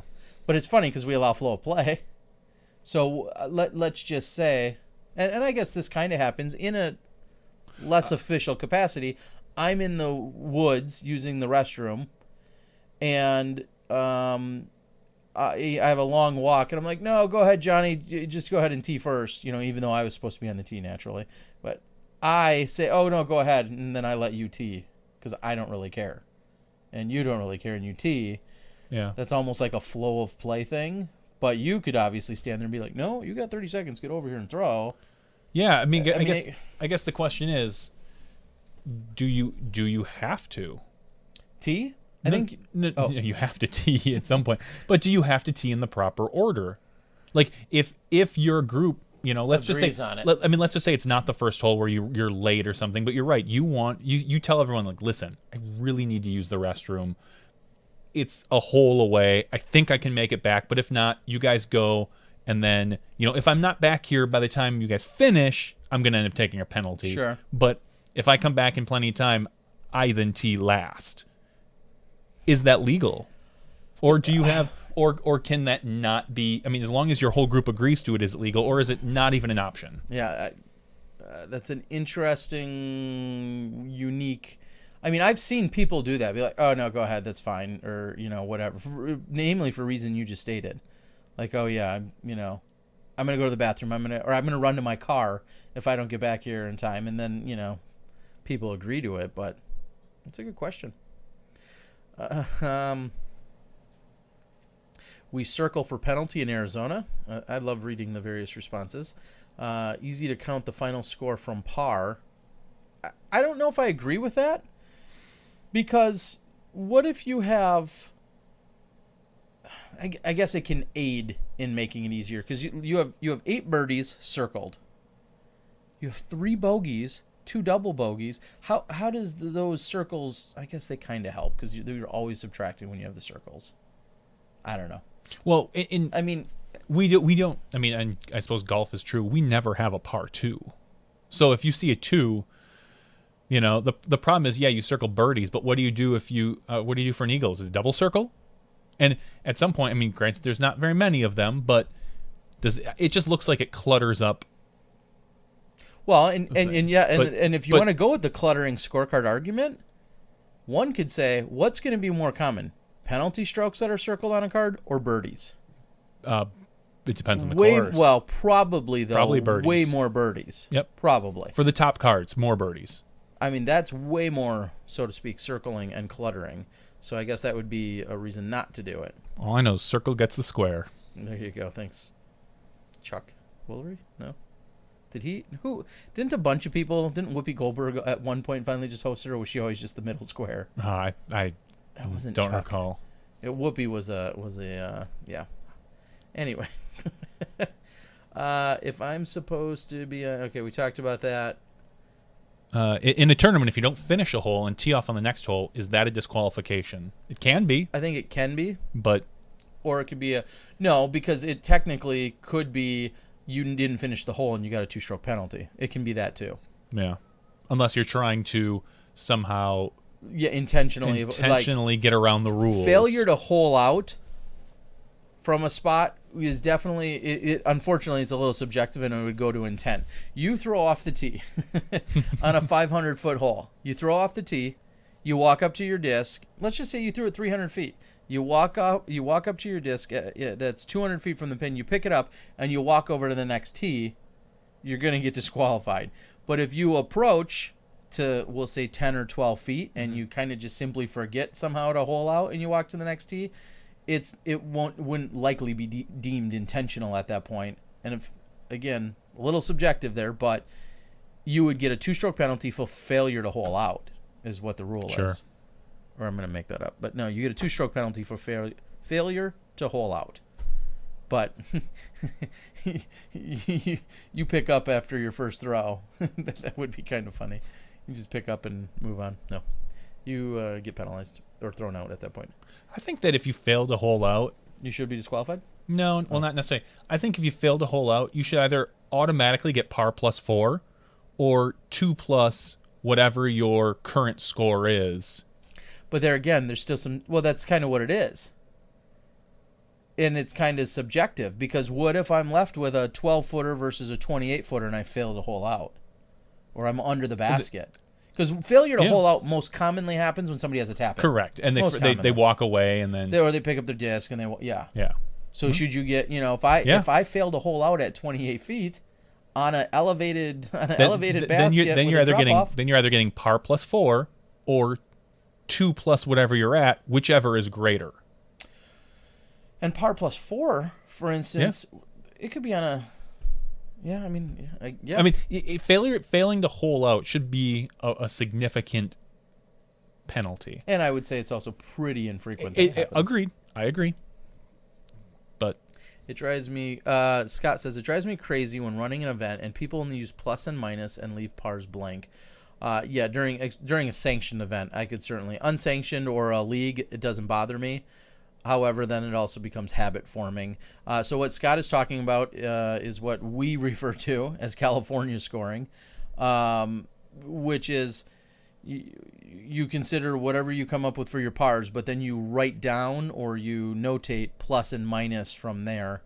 And I'll admit I do it on my scorecards. You during do it my league, yeah. which I don't like. I know we play league. And maybe because it's a more birdieable course. Yeah, it's a pitcher putt where we're shooting anywhere from 10 to 18 down. Yeah, so for some reason, I don't know. I commonly will write a -1 or a dash or whatever. But yeah, certainly not during sanctioned play.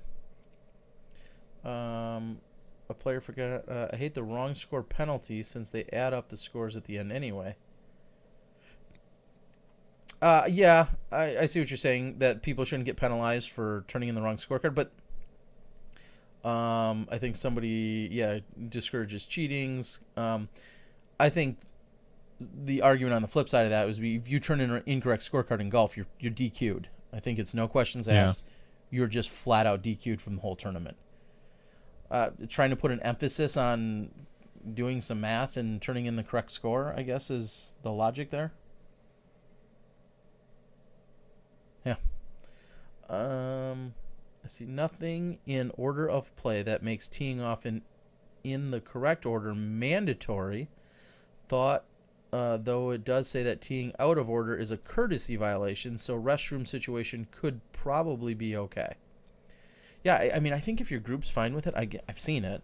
I think if your group's fine with it, that's probably. But what if you got to your, here again, judgment of the group. But what if you got to your group first hole of the day and you said, I tee first. Here's the order. Here's the 4 of us. But how about this? Every hole we rotate, and regardless of score, are you guys cool with that? That way we all have roughly the fair share of being win dummy. And everybody says, I'm cool with that. Huh. I mean, that's technically breaking the rules, because in the rules it says order of play. You go by whoever had the lowest score. Sure. That's a rule. Yeah. So you're breaking the rules. But somebody could do that, I guess. William Buckley, have a good night, buddy. Thanks for joining us. Is there a shot limit? That's a great question, and absolutely not. That's probably one of the most not misnomers. One of the biggest misconceptions out there is that you can just say, "Oh no, I just concede. I take a 7 or I take a 9 or whatever the magic number is." No, you can get a 28 on a hole.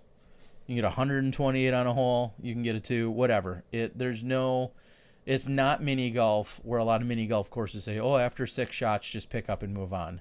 No, in disc golf, there is no maximum shot number. Unless there's some crazy provision by the tournament and that course and that hole or something, there's no shot limit. I've seen people take 20s at the USDGC. Do you think drop-in putts are necessary? Can pros just pick up their 2-footer? I think it kind of looks dumb when watching it on live coverage, someone says. Tommy. As opposed to what, though? No, you have to complete the hole. Even a 2-footer. Because it's one thing for live to show it, which we do just because we don't really have a lot of other options. But yes, you have to complete the hole. You have to tap in 2-footer, 4-footer, 8-footer. I mean, you would argue that 8-footers are automatic for McBeth. Yeah, where does But he may miss one someday for some given ungodly reason. Yeah, there's no getting around that. And again, the Golf Channel may not show a lot of 2-footer tap-ins. They may or may not, because they can switch to 16 other cards or 17 other cards of action, and they don't need to show someone tapping in. Obviously, in disc golf, we don't have that option. Yep. Only 2 to 3 inch putts in golf are harder, and they pick up. What? 2 to 3 inch putts in ball golf are harder, They don't pick up during a stroke play tournament, Yeah. Tommy. I mean, match play, or they give it to each other, or have, whatever, maybe. But in any tournament, regular tournament, stroke play, Yeah, they have. put every single one in. So, yeah, they don't pick up anything. As I've only seen pickups in ball golf in match play. Okay, I just said that. Yeah, normal tournaments have the same hole out. Correct. Yep. Wow. Okay, blowing up. I have seen it, Tommy says. Well, then you should DQ that MRFer, and you need to take that up to the booth and say you just watched Tiger pick up his 2-inch putt. It says here you're supposed to mark warnings on the scorecard, but how do you do Okay. that and differentiate stance and courtesy violations? I think you make a little note on the scorecard, don't you? I mean, in an ideal world, I think you write, I personally would write a W and then for warning, and then I'd write 803.11, 803 whatever. I'd write the rule that you warned I them on? warned them for. Okay. That's what I would do. Tommy picks up. Tommy, everybody's calling you a cheater, and I think you're a cheater.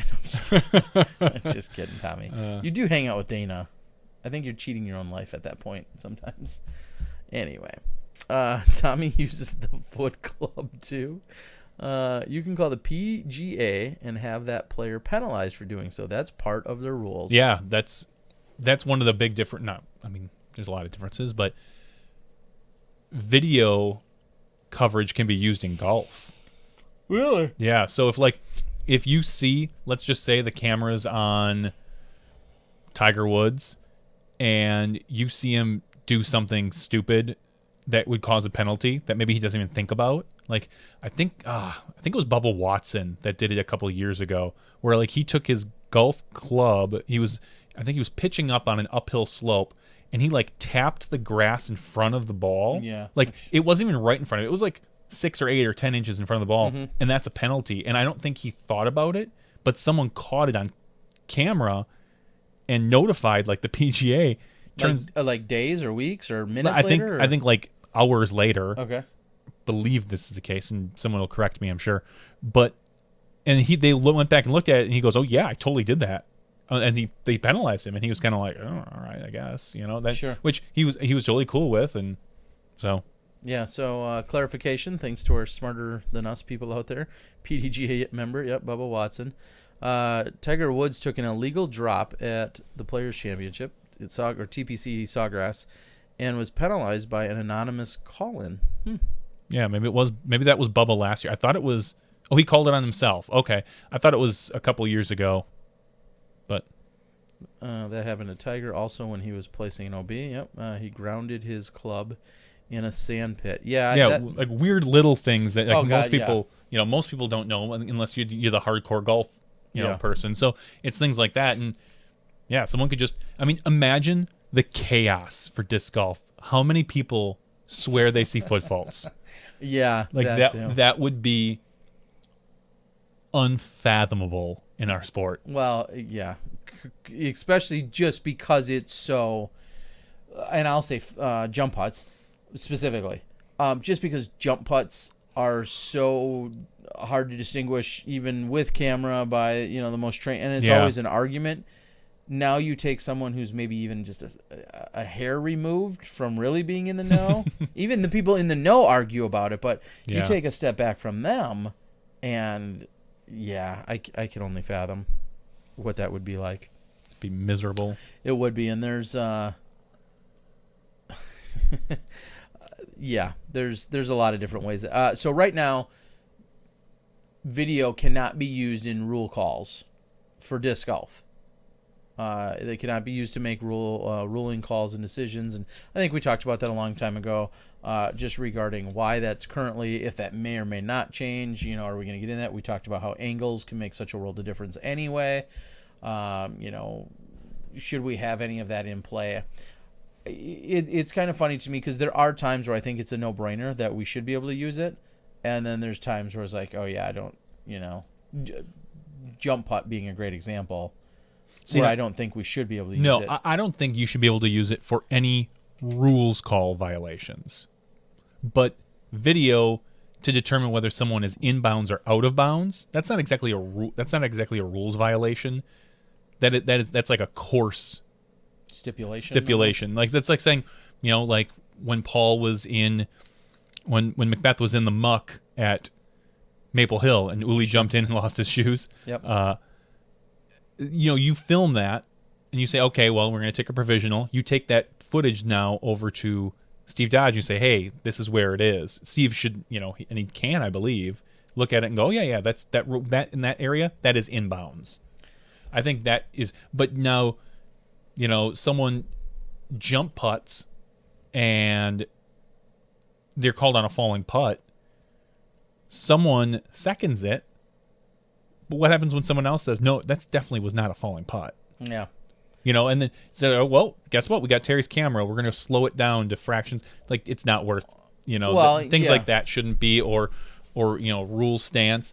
Now you catch, I'll say this, you catch somebody like breaking a tree branch on purpose. Mm-hmm. I still don't think that should be admissible, but that should be admissible to the PDGA, so they could maybe then go and suspend a player. Okay. But not during the court. I mean, you could say, hey, you're not going to get a penalty for that, but we are going to suspend you from the rest of the tournament. Someone says, Terry has it on camera. Well, what's the difference, though? I mean, if you're suspending somebody you're from suspending the rest of the tournament versus penalizing them. There's a big difference. Well, my point is, though, I mean, in fact, you're backing up my point, though, is because you could just get a 2-stroke penalty for breaking a tree branch, or you could get disqualified. But I'm that's what I'm saying is you're ready to disqualify them based on it, but you don't want to just give them a 2-stroke penalty. No, I know that doesn't make sense. Sure, it does, but no, it really doesn't. because one is a penalized for like a. You're giving them the ultimate penalty. You're kicking them out of the tournament. Correct, and that's a PDGA. I guess it's a tournament thing. It's a tournament decision. Correct, but the PDGA can suspend players as well. The PDGA could suspend a player for 6 months or a year, sure, or something along those lines. I mean, we've seen it in the past. So, well, or you could say, video should not be used for judgment-based. Well, and that's also tough, though, because as you just got done saying, not necessarily for rules, but for course stuff, and I kind of agree with that. However, look at the St. Jude event and how that ended. We sat and had a very heated debate with lots of people right here regarding the St. Jude event when Schusterich was in the sand trap during the final hole of the tournament. And that very much could have affected the outcome. It could have affected the outcome of the tournament. I'm not sure that's dependent on the angle that you looked at it. And even when we showed multiple angles, both on camera and in still form, people still sat and argued whether it was in bounds or not. Yeah, no, I exactly. I mean, that's although that's just a course thing, that's not even that's an actual course consideration. It still was. It was too hard to determine, it wasn't too hard. It was determined one way. Yeah, and that's something you leave up to the TD, something like that. Like you bring them footage and they say, I can't tell from this. It's too close to call. You go with whatever your group set decided, or if TD happens to be there. So Nathan says, "Wow, you guys are still on." Yeah, where have you been? Yeah, it's only 12:30 Central Time. Yeah, where have you been? Just like the guy that tipped the basket. Yeah, that there's a great question too. Like, what if no one saw? It was Bradley Williams, I think, is what you're referring to, when he had kicked over the basket during one of these holes. Is an amount of spectators that see it? Clearly didn't need to be caught on film to have it happen. Could you imagine 100 people walking away from the 18th hole? Literally all 100 backs are to the hole, and then all of a sudden they just turn around and there's a basket laying on the, tip wind. Yeah, I don't know. It's kind of funny. I think the bunker's edge needs to be defined better for the rules for those events. Yeah, I think. Yeah, that was the ultimate. Correct. That's the ultimate determination of this type, is that we need to make sure that courses are marked properly, and anywhere you feel, or anywhere a tournament director thinks a person may go should be marked off. Which is just so tough. Which is tough because, as we saw at Maple Hill, when Paul went way off to the side, that's some place that you don't expect someone to go. Yeah, and Like, you're talking about, yeah. or out at the Bayonet Golf Course where the St. Jude event was, you're talking tens of thousands of feet, Yeah. you know, when you're out on a golf course. I'll say this, and it's unfortunate. If you can't do it, don't hold an event there. Yeah. I know it stinks, and I know we could limit ourselves to. I think that would eliminate like 80% of the courses on the planet if you had to try and mark for every single possibility. Make a definitive line in cases where you think people are going to be. I mean, it's not that out of the. I mean, every bunker that people could be in should have been done. Yeah, I mean, and those bunkers were tough because to me, there was a wall there. There was a vertical wall that created the bunker. And yeah, I don't know. It's very tough. Paint all the edges. Yeah, that's exactly what we're talking about. You're talking about, you know, thousands of feet of paint out there if you're trying to paint every edge of every bunker at that St. Jude event. And yeah. People threw into caves at my course and had to go around the other side of the rock and play from there. Your course sounds like a whole other hot mess. I don't know if we can. You have cows, you know, to throw around. It's Australia, Nathan, where everything that grows or breathes basically tries to kill you. That's how Australia works. Where you have to shake your shoes out every morning to make sure there's not some killer scorpion in there that's going to end my life. Well, and one of the things Scott had said that he paints, I always line our course with string or paint for all water and any OB that isn't perfectly clear. That's very admirable, Scott. And again, depending on your course and your layout, you could be talking about 1 can of paint and 10 minutes. You could be talking about 20 cans of paint and you know. And the entire day. And the entire day. That aside, there was an interesting situation that happened at the Spike Heiser event that I was at a couple weeks ago. Jeremy Coling had thrown his second shot on a par 5. It was a 900-foot hole number 4, his second shot, and it hits a tree and kicks into an OB area. It was like a gully, I guess is a good way to word it, or a small stream. He kicks into that. However, he's completely dry. So if you can imagine, you're in a ditch or what looks like a stream. There's water flowing, but then he's completely dry. But then there's another 6 to 8 inches of grass, and then there's the OB line. So he was dry, but OB. And immediately he's like, oh, why isn't this line closer to the water? I mean, no, I'm sure Coling would agree, but too bad, so sad. Well, yeah, and that's, like, I mean, he was definitely frustrated. Oh, yeah. Because he wasn't wet. And I think, and understandably, the first thing he utters is something along the lines of, I'm dry but OB. In an OB water, you know, what is marked as a hazard. And Chuck, the TD, had a perfect response in that. He's like, when we strung this 2 days ago, the water was past that, or the water was all the way up to that OB line. The water had receded because there was so much water that was coming in. And you know, getting a course prepped takes a couple days ahead of time. These players are, you know, you hear players complain when a course isn't in place days before an event. You know, the TD gets people ahead, and this isn't ripping on Coling by any means. This is in general. A TD gets a course all set up, and you know, situations change. Guess what? I'm not going to go restring OB. Yeah. So anyway, it was an interesting situation. I think you can find that. And I think that's probably, it's not fair, but it's probably one of the most frustrating situations for any disc golfer. And it's happened to me where you throw and you're not wet. You're not in this lake. You're not in this pond, but maybe the edge is kind of iffy or the edge is a little slightly undefined. So to be safe, they brought it in a few inches or a foot from that. Yeah. You're like, but I'm not wet. And here I am still being. And of course, the clear answer is just stay away from that area entirely. No, you can't always. Instead of being a foot inbounds, you should have just been, or a foot out of bounds, you should have just been a full foot inbounds, and you wouldn't be even arguing about it. But it was just funny because that situation arises a lot where people are like, I always think of Manitowoc in the Park, the temp hole down the hill. That is it 18, 19? I always forget the numbering there. But 9A? 9. Yeah, you're right. Yeah, 9A. Yeah. I'm sorry. I'm thinking of the other side of the course. Yeah, 9A, down the big long hill, the ravine on the left. Where a lot of people skip into it or like sure. that. Like, there's dry spots in there. You could be safe. Oh, sure. But would you have an issue if he roped it at the top or roped it at the bottom? And no, and I think that makes perfect sense. I think it's like we're saying, for safety, it just makes perfect sense. Yeah, there's a lot of reasons. Nathan says, who would even TD the thankless work? Yeah, Nathan, you're finding me TDing less and less. Not just because it's thankless, but obviously I'm switching gears with some of the things that I'm doing.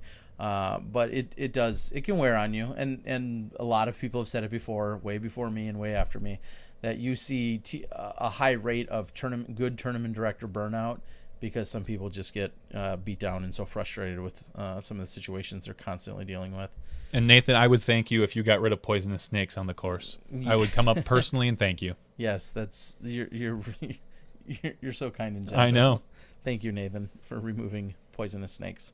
Yeah, because you saw that he said that they have only seen 4 snakes that could possibly kill you on their course. That's pretty good odds. Wow. Just 4 that could possibly end your life playing disc golf. I wonder what your insurance policy thinks of that. I'd rather be a host. Some other fool can be a TD. Yeah. Again. And there's obviously there's a lot of different reasons why people TD. I enjoy trying to put on a really good event that runs smoothly and efficiently. That's my top concern. And I enjoy supporting the PDGA and having a PDGA tie into it. But then again, I run unsanctioned events, so yeah, I enjoy them all. The spiders are the issue. Wow, you're really not selling making me, a case. selling me on Australia. Yeah, don't worry about the don't worry about the snakes. It's the spiders. Yeah, they'll kill you. They'll kill you. That doesn't sound very appealing either. Rattlesnakes are all over my park in Tucson. And the man-eating plants. I mean, I don't know about those. Yeah, that doesn't sound very fun. Trying to think if we have anything else. What do you think about the $5 weight fee list? Oh, a $5 weight fee list is great if that $5 then goes towards your entry fee if you get in. If not, give it back. Pretty simple. Like, it's a pain to collect it, I think, and then it would be more of a pain to send it back. This is where you're a little removed. This is part of what I was alluding to earlier about the registration pre-reg conversation. Okay, that's where this all started. Oh, this is all stemmed from that. Currently, Disc Golf United registration service has an option that if you want to get onto a waiting list, the TD can enact this. When you want to get onto a waiting list, it costs you $5 to get on the waiting list. And there was a very, very spirited debate about it. I got 2 words that I followed along with it. Get bent. Okay.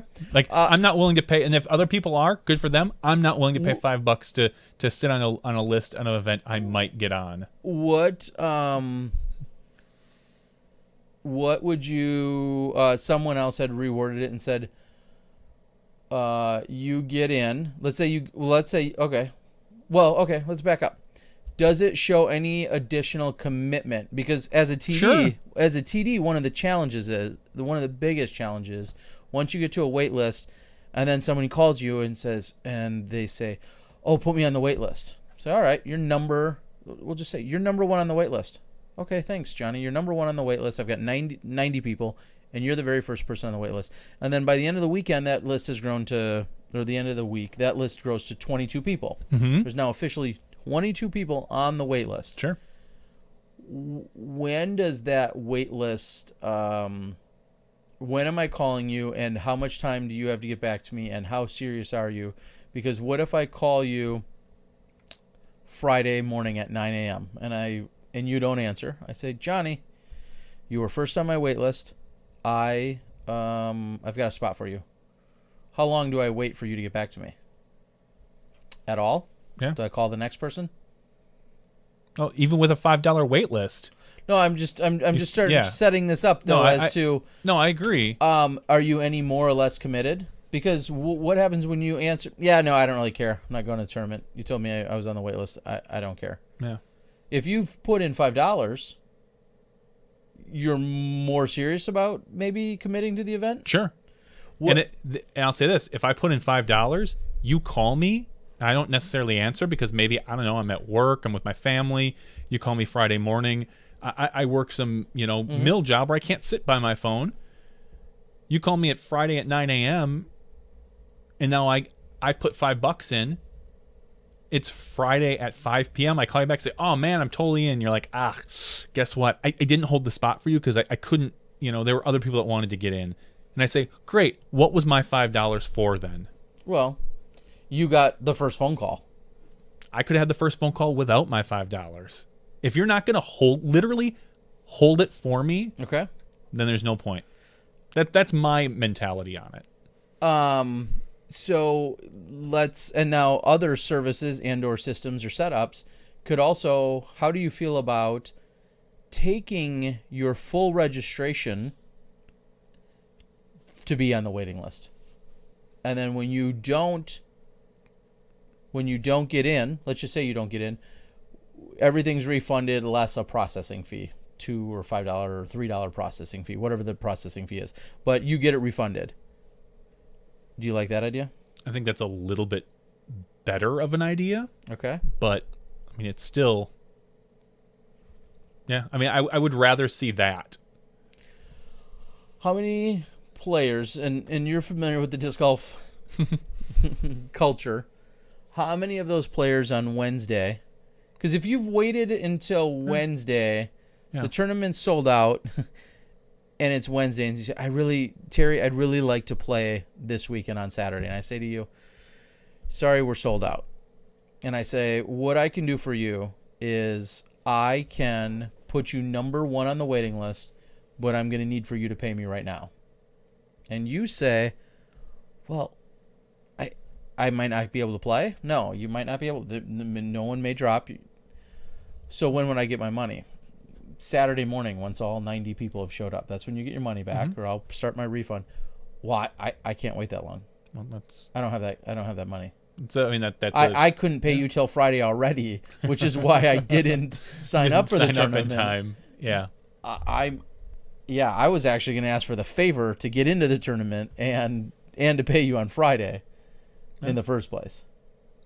I guess my point is there's already a large contingency of players that aren't signing up because they don't have the money to sign up. Hence, that's why they got cut out. I agree. So now to say, well, I'm going to hold this money and get it back to you at some point.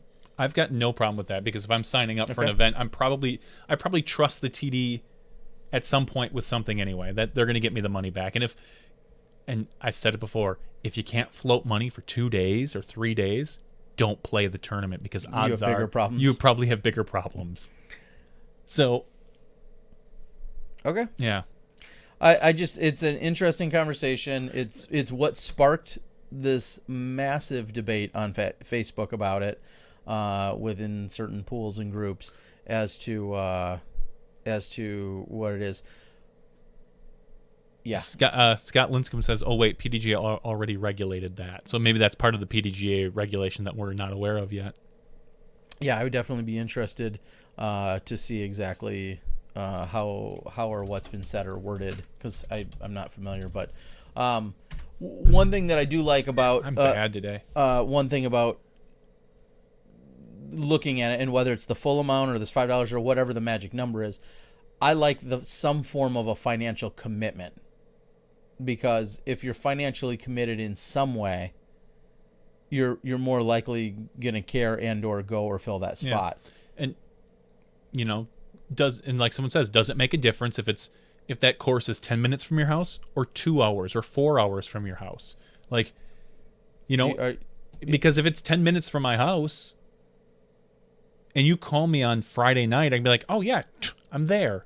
If it's 4.5 hours from my house and you call me Friday night, I'm like, nah, I don't think so. Like, not gonna make it. But so were you wasting anyone's time or spot if you're on the wait list prior to that for free? When you're 4.5 hours away? Because somebody says, oh well, I've got Jim Bob, you're number 7 on the wait list. I got to call these other 6 people first, and all 6 of these people are from 4.5 hours away. Are we wasting time at that point? Because you said, yeah, throw me on the wait list. Yeah, but the question is, like, the wait list happens, you know, if you tell me on Wednesday, if I want to get on my play, you tell me on Wednesday, like, oh, dude, guess what? Someone dropped out. You're number 1 on the wait list. I got 4 days notice. I want to be on that list. I want to, like, oh, yeah, I can totally make it. You call me a day before or a couple hours, like 10 hours before the event, that's a totally different scenario. Okay. And, you know, that's... Well, and talk about dichotomy of the difference here. Dan says it's only $5, and someone else says $5 is a lot to some people. Yeah. And I believe those are two very valid.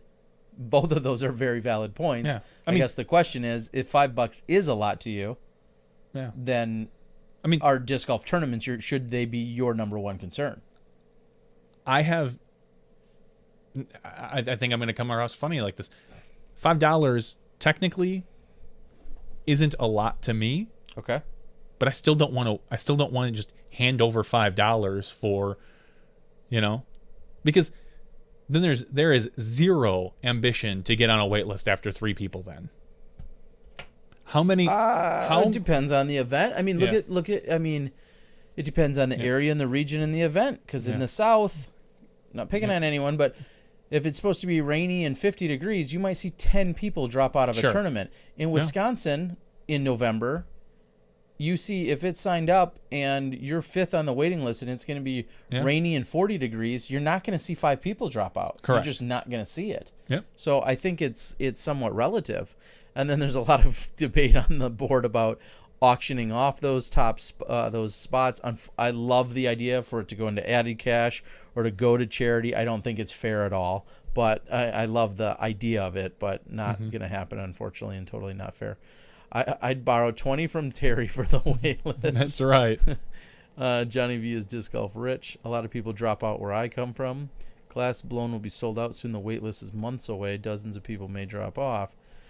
Yeah, and then the Glass Blown has a very elaborate refund policy. And again, every event's going to be different because we all know that some of these events, people are just signing up for the sake of signing up and they have no idea if they're going to go or not, which is fine. I don't have a problem with that. I think that's exactly what I instructed earlier to do. Yeah. But at a certain point, you're going to have to then commit to the event or not. And because the event, if you're not going to be there, the event wants to fill the spot. Yeah. You know, rather than have it go totally to waste. I agree. $5 could cure muscular dystrophy. It absolutely could cure muscular dystrophy.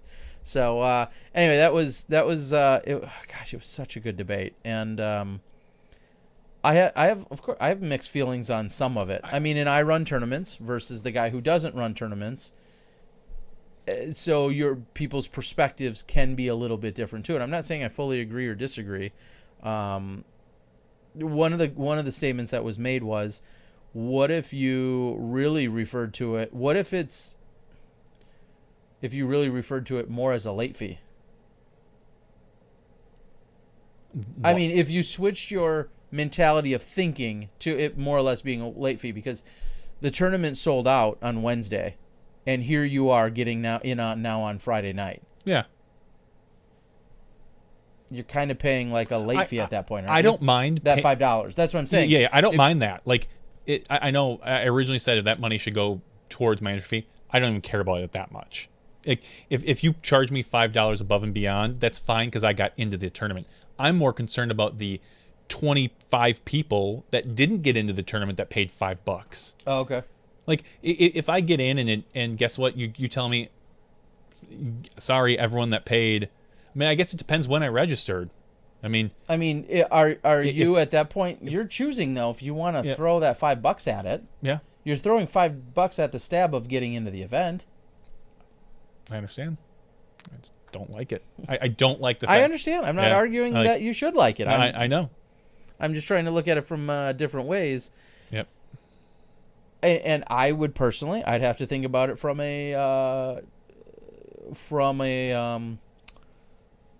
we'll say a pool perspective, meaning you might be 10th on the wait list. Are they doing wait list because they're going to they're taking first come, first serve? Or are they doing wait list because a rec player dropped out? I need to fill it with a rec. Yeah.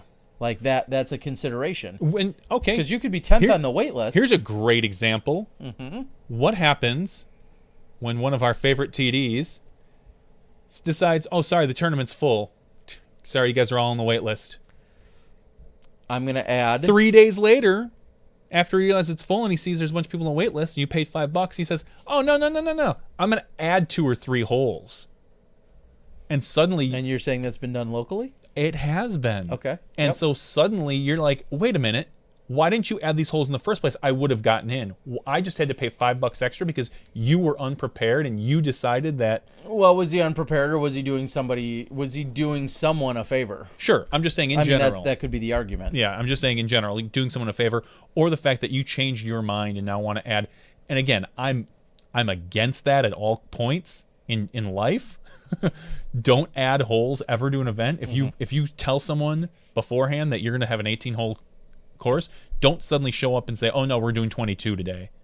You're ruining people's day. Whether you like to know, like, you might not admit it, but it's stupid. Especially when one of those people that got into the tournament ends up beating you, then you like it even less. Yeah, I usually don't have to worry about that, but I'm not beating anybody. And I'm not worried when those people beat me. But I just think that that's lame because, suddenly you're like, oh no, I opened up more spots. Oh, you people got penalized for that. Yeah. So when you didn't have to, there's all sorts of situations. That's a pretty unique one, but my favorite way is to put everyone down on a wait list and then just let them in if I like them. Yeah, I know. I'm just kidding. I don't do that. Nope, don't do that. So yeah, good stuff. Anyway, that was a part of it, and again, I'll have to go out and read some of the specific PDGA related handlings and what they're saying in terms of if this is being regulated or if this is being officially determined in one way or another for how it gets handled. And it gets messy because there's online registration, there's mail-in registration, which damn near no one uses anywhere ever anymore, but it's still an option. And then there's in-person registration. I could go out to run my league, and I have 5 spots left in a tournament, and I could go to my league, and 4 people could hand me money while I'm at league. Yep. But in the meantime, my registration took 4 people online, or 8 people online, or 5 people online. It can get a little hairy, and there's nothing that's going to happen that's going to be perfect. So. Ghost cards, you guys don't get us going on that. Yeah, Scott, ghost cards work fine on the right courses. I'm not saying that they can't work fine, but they still make people. They still suck. It's unfair to the people who registered on time. Yeah. Now, I'll say this: if you put on the flyer, 18-hole course, I'm letting in X amount of people, and I know that he's going to have ghost holes here. That's on me. Yeah, sure. But when I sign up for an event and I see, oh look, it's capped at 54 people on an 18-hole course, and suddenly I get there and you're letting in 65 people. Ugh, great. Now I'm probably guaranteed some holdups. The day is going to be longer. Mm-hmm. There's more people to deal with. It's inconvenient and I think it's rude to the people who took the time to sign up on time. So you know who always have the best possible solutions for a waiting list? The people that are on them. They always. Dan asked if it sounded. He said this sounds personal, and I said it's not personal because if I play an event, I'm usually signed up months ahead of time. Yeah. So it's not personal for me. I don't care one way or the other because if I'm playing the 3 events I will play this year now, because I'll be behind a computer for about 10 of them, I'm not worried about. Yeah. It's kind of funny. No ghost cards should be on a shirt. That's me. I said that. I'm going to get a T-shirt made up. Says no. It's going to have like a Pac-Man ghost shirt or Pac-Man ghost and say no ghost holes. Good call. What's so bad about getting more holes to play? I like throwing discs. That's great, Ellie, except for when you had plans. You traveled with someone. You told your loved one that you'd be home for your some engagement party. Your engagement party or for your anniversary that night, and you're getting a quote-unquote pass to go play golf for the day, and no, this is a short, relatively easy course. It's only 20 minutes from home. The TD's efficient, blah, blah, blah. I'll be home by 5:30, 6 o'clock at latest. And that 6 o'clock just turned into 6:30 or 7 or 8 o'clock. And it's as Johnny's saying, it's just not fair. And not everybody loves playing more golf. Yeah. I know this sounds really silly, but you've maybe practiced those holes, those courses. Now suddenly they're throwing, and granted, nobody's probably had a chance to practice them. You can practice them that morning, but it's just one more thing. You're like, oh, God, I really hate this hole. Not that one hole is going to stop you from signing up for an event, but it's just not. It's inconvenient for people who have signed up under one pretense, and they show up and they get something else. I completely agree with that. All right, Nathan says, I'm going to head out and fight all the snakes, spiders, dingoes, foxes, scorpions, drop bears. I don't even know what that is. Are those like big bears that fall out of trees on you? And work on the new hole while there is sunlight to burn. Well, if we keep this up, we will see sunlight. All right. Have a great night, Nathan. Thank you, as always, for tuning in. And again, hi to Carmen and then all of your animals that you have out there. Back to your shirt, no last-minute added holes. That could be a funny shirt depending what crowd you're in. Yeah. I'm not sure everybody would get it.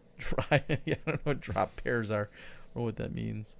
Well, we're going to end this podcast pretty quick, and I'm going to do a quick research on drop bears. Yeah, I don't know if I want to watch you Google that or not. Drop bears. All right, we have been on more than long enough, folks. It's been a fun night. Thank you for all of our regulars that are somehow still here. You guys continue to amuse and amaze us that you're here listening and taking the action in, so we appreciate it. So this has been podcast number 63's after show with Johnny V and myself, Terry Miller, the disc golf guy. It's been a good time. Have a great Thanksgiving weekend if you're into that stuff, if you like to eat and watch football or hunt or whatever you're doing. Those things are that you love to do. Spend time with your family. Yeah, your family, if you have one. If you don't, sorry. Latch on to someone else's. I don't know. Do whatever it is that you can do. So, again, Johnny V, Terry Miller, the disc golf guy, happy Thanksgiving.